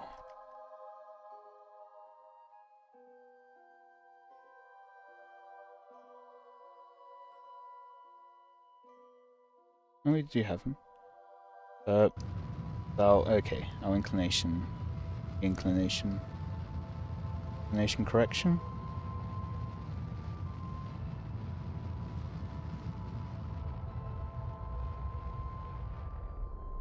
And because it was just before the burn time, I saw the two numbers line up and went, oh, okay, I better burn now. Opposed to doing it on sides.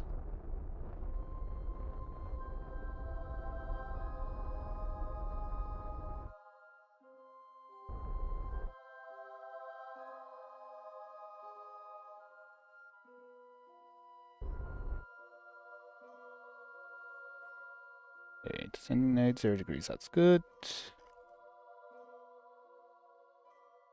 And now, let's get our intercept.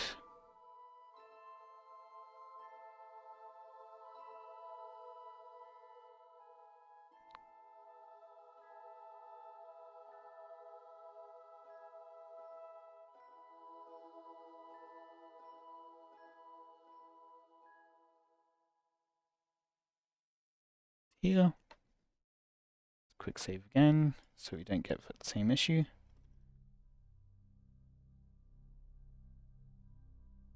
Okay, so right click that to menu. Down to 0.1 there. Will do good enough.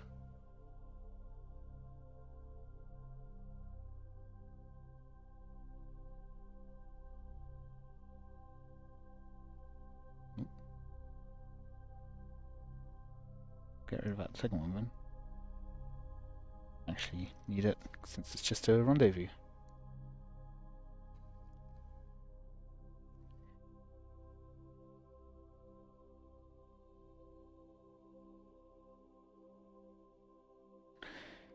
Then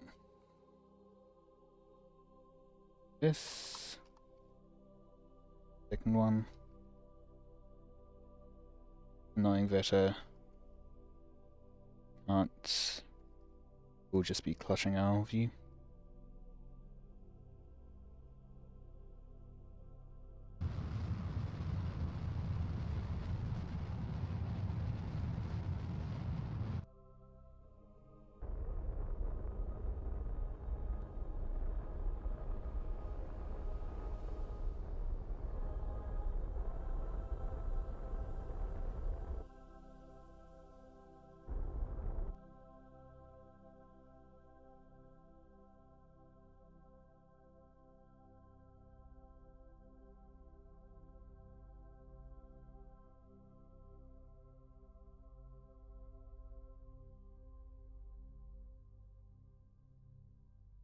Quick save. Yeah. And then forwards a bit. Shadow.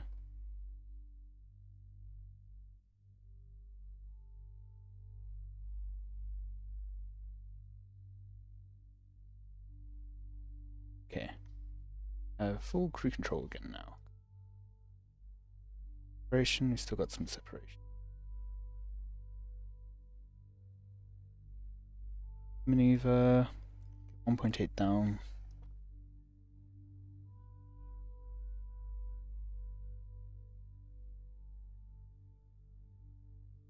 One. All we need.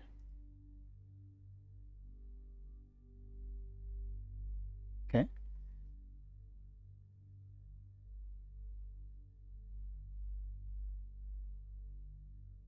Little retrograde burn.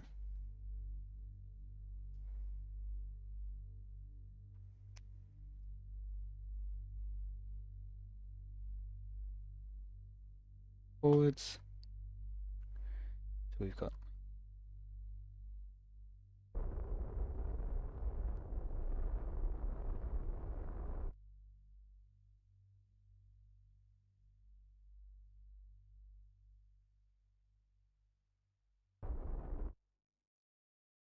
there we go. Forwards a bit.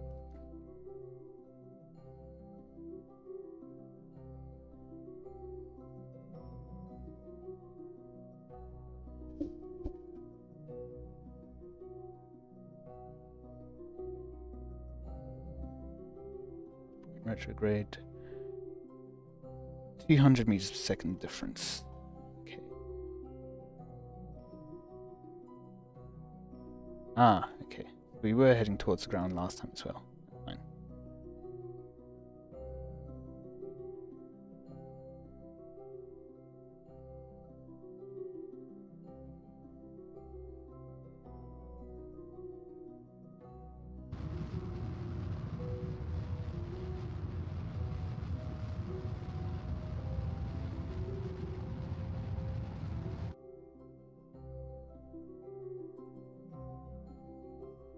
What's a bit more?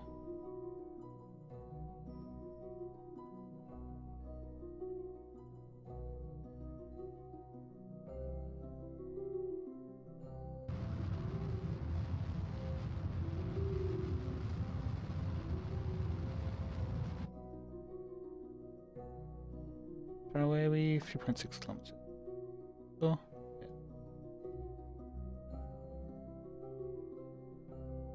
Again. Forwards a bit more.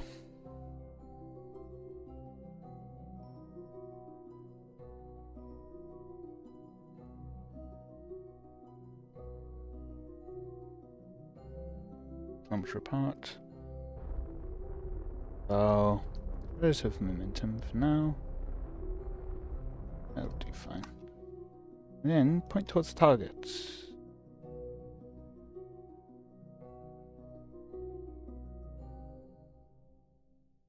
There we go.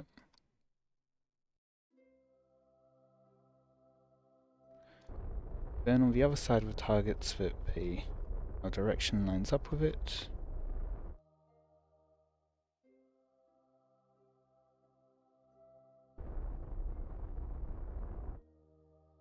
I can burn towards target directly. Then we will want to cancel out our momentum again. Or relative velocity rather.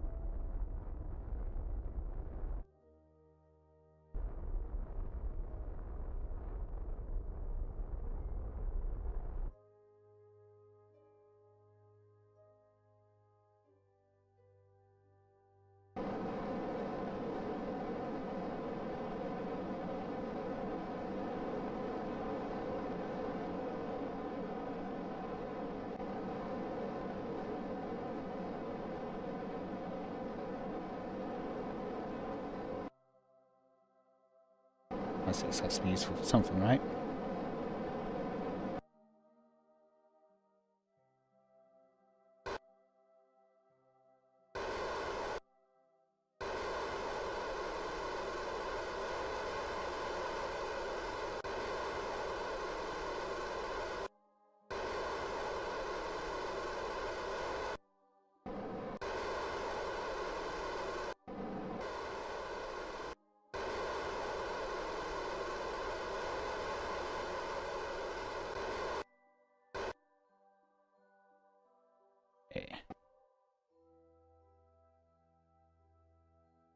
Switch vessel now. I want to point normal.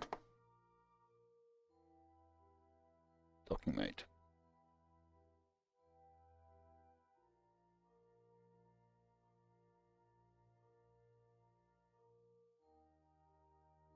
Anti-normal. Normal. Docking ports as accessible as possible.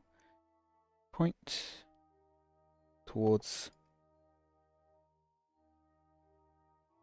Yeah. Alpha 1, wherever it is.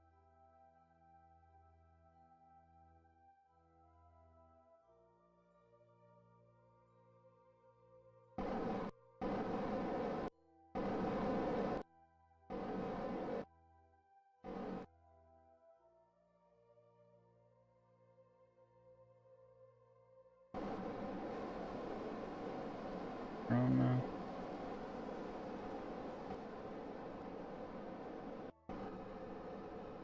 That's docking port there.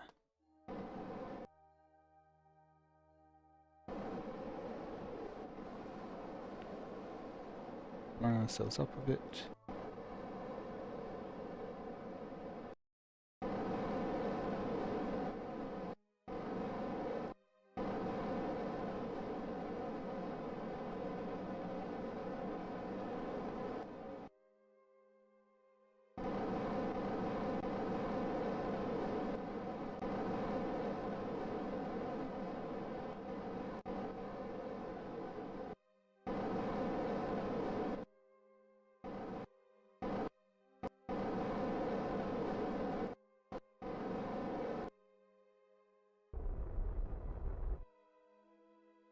Intentional mode.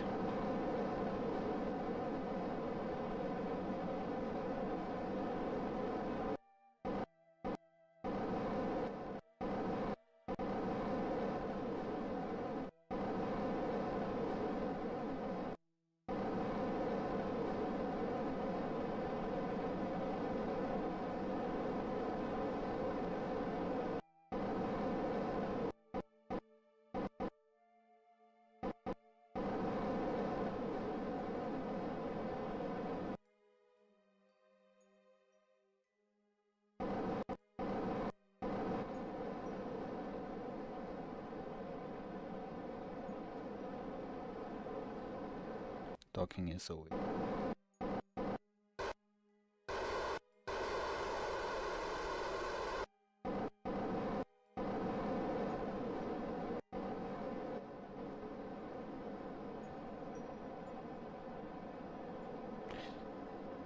So I'll probably actually just dock up, and then call it there for tonight. And then next week we can actually do the rest of the missions.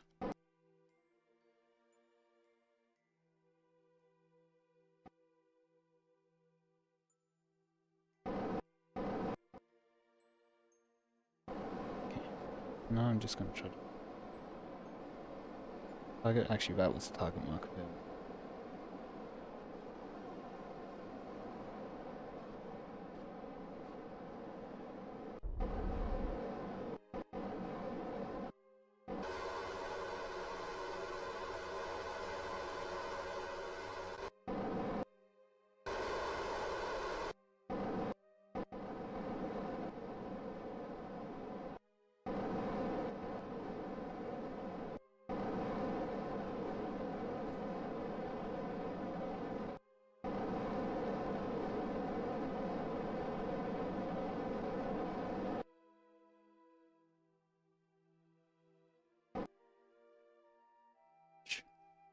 Made for.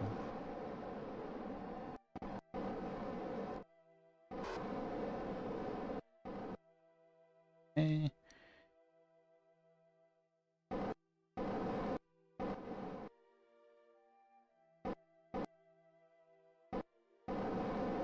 And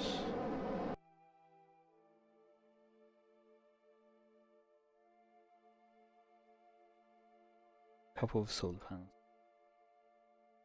Just in case we don't get or hit.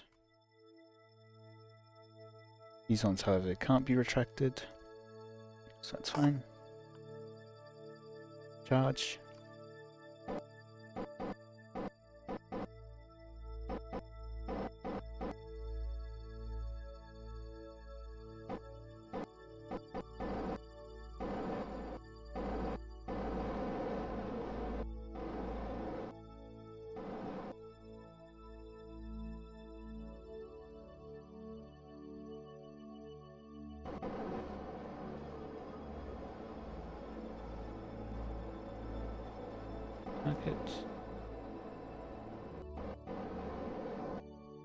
Docking mode and forwards.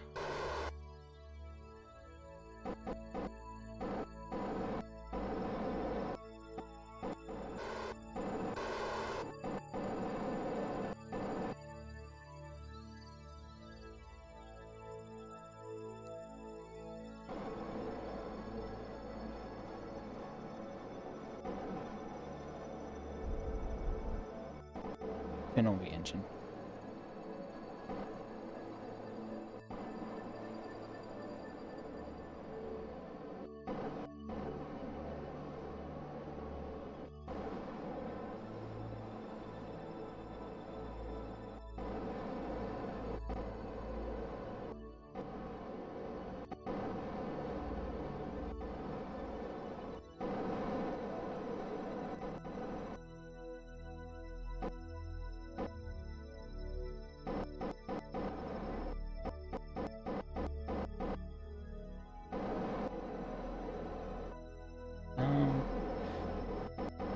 Careful balance of slow ourselves down and actually move towards it.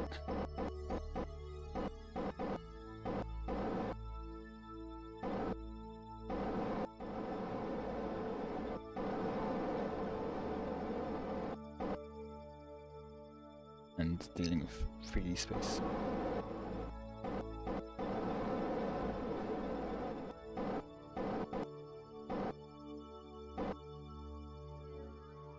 It will allow us to try to control our angle for all of that. There we go, and docked. RCS. Okay. Now we can extend our solar panels again.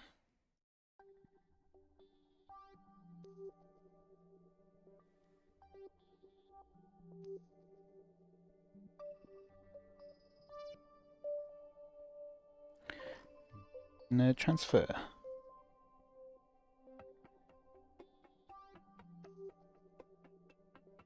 Used up a fair bit of monopropellant there. Don't think we've got any monopropellant space on that. Do you have monopropellant space in here?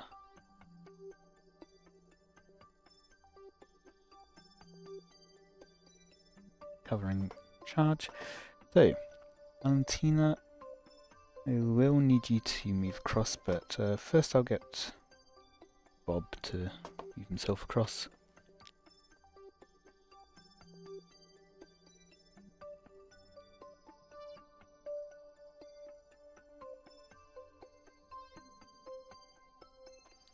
Okay then, can I do something like this?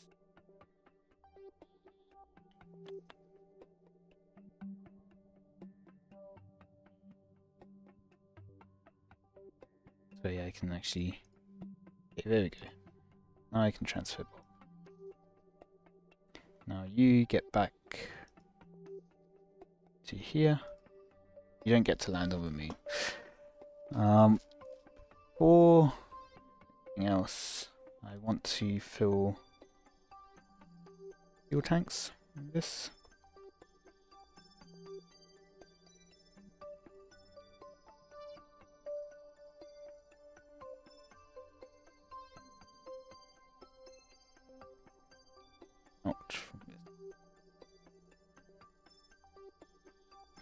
Fill all the fuel tanks on that. Off. Oh, right. I forgot that I need to keep this open. Optioned out.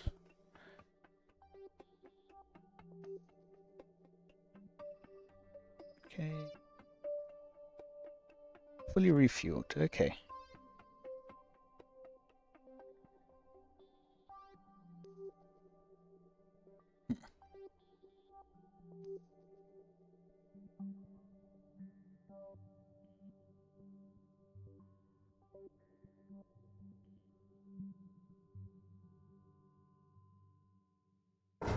Here, that's good.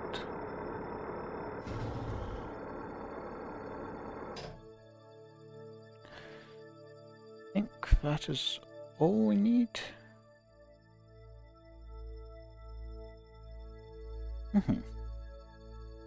Actually, just in case. Can I... that about from here? So I can transfer monopropellant.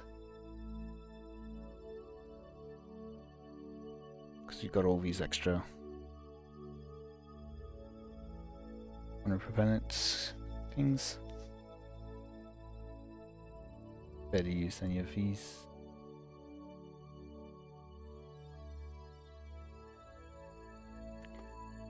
Yeah, so next time we will go down and then up again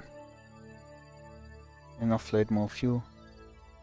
Then we will actually want to have a see how much we would need. So we want to burn towards retrograde.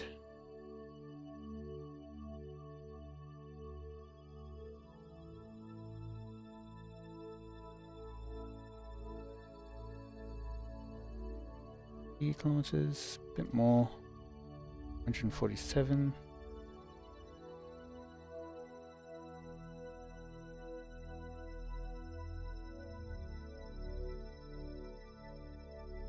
Yeah. Okay, so we need less than 300 meters per second. Make a note of that.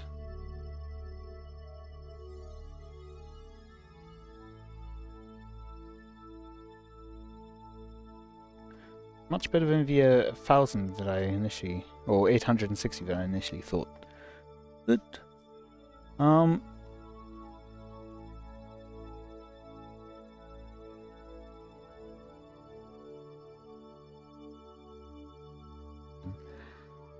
I will go back to the tracking station. I will get rid of the command pod debris. We'll leave the other debris up to be removed in future, but the command pod one I will get rid of. Organs wreckage, there we go. That. All the others good. So let's have a look at the Lunar 1 debris.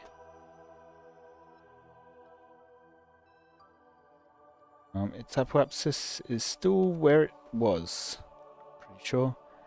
I did make a note. Where was it? 1792.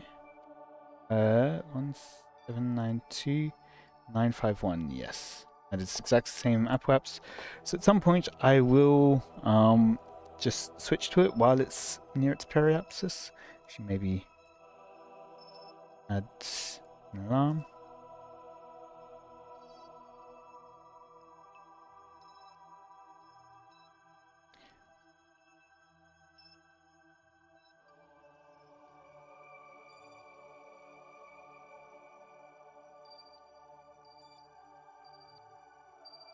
And leaving that facility.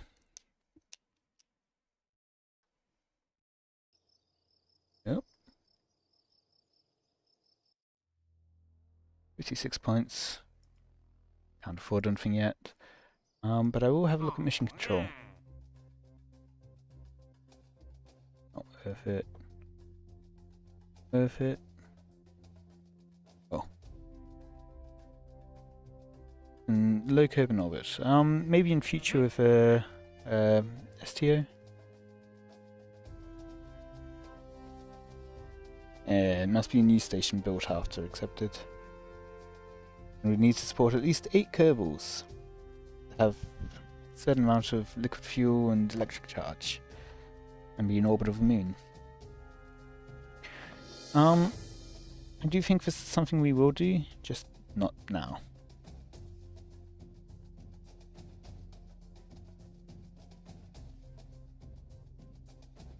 So I think I might accept this.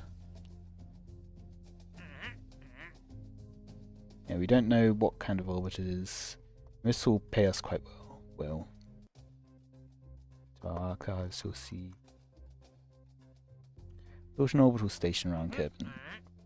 Not it. Orbital station around the moon.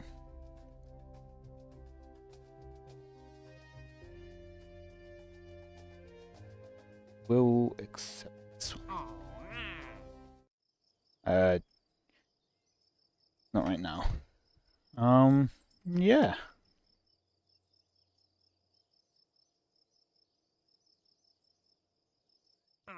Okay, so time passes while we're in this screen, it seems. I know it does in the tracking station.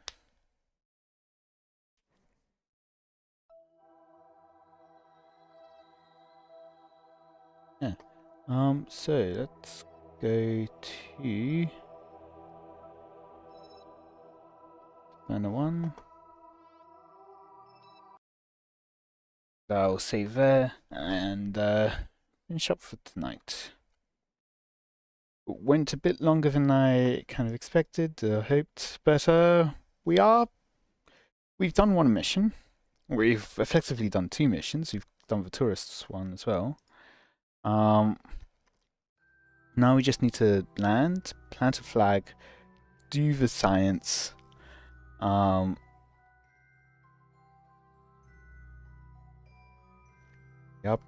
probably going to want to land in the sun, or do we want to land near facing Kerbin? So we won't have ComNet access, but we will have control. I think that's all we need. I think I would rather land in the sun. I will just hop off shortly. This one isn't for our current mission. Land on the moon, plant a flag on the moon, and yeah, we need to recover. So that's one. That's another one that we've effectively completed.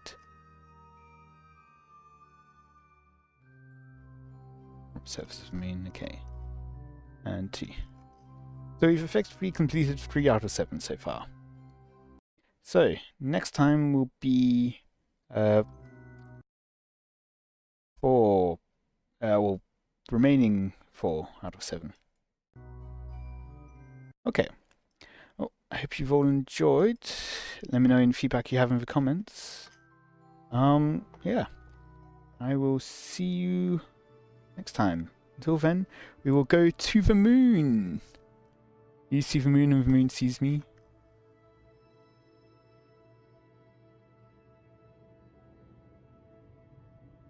How is that? Is that like for I see the moon sees me, God save the moon, and God save me, or something like that? Is that how that goes? Yeah, Drinky, you joined basically at the end there. But yeah. So next time we go even more to the moon, on the moon. Yeah. Until then.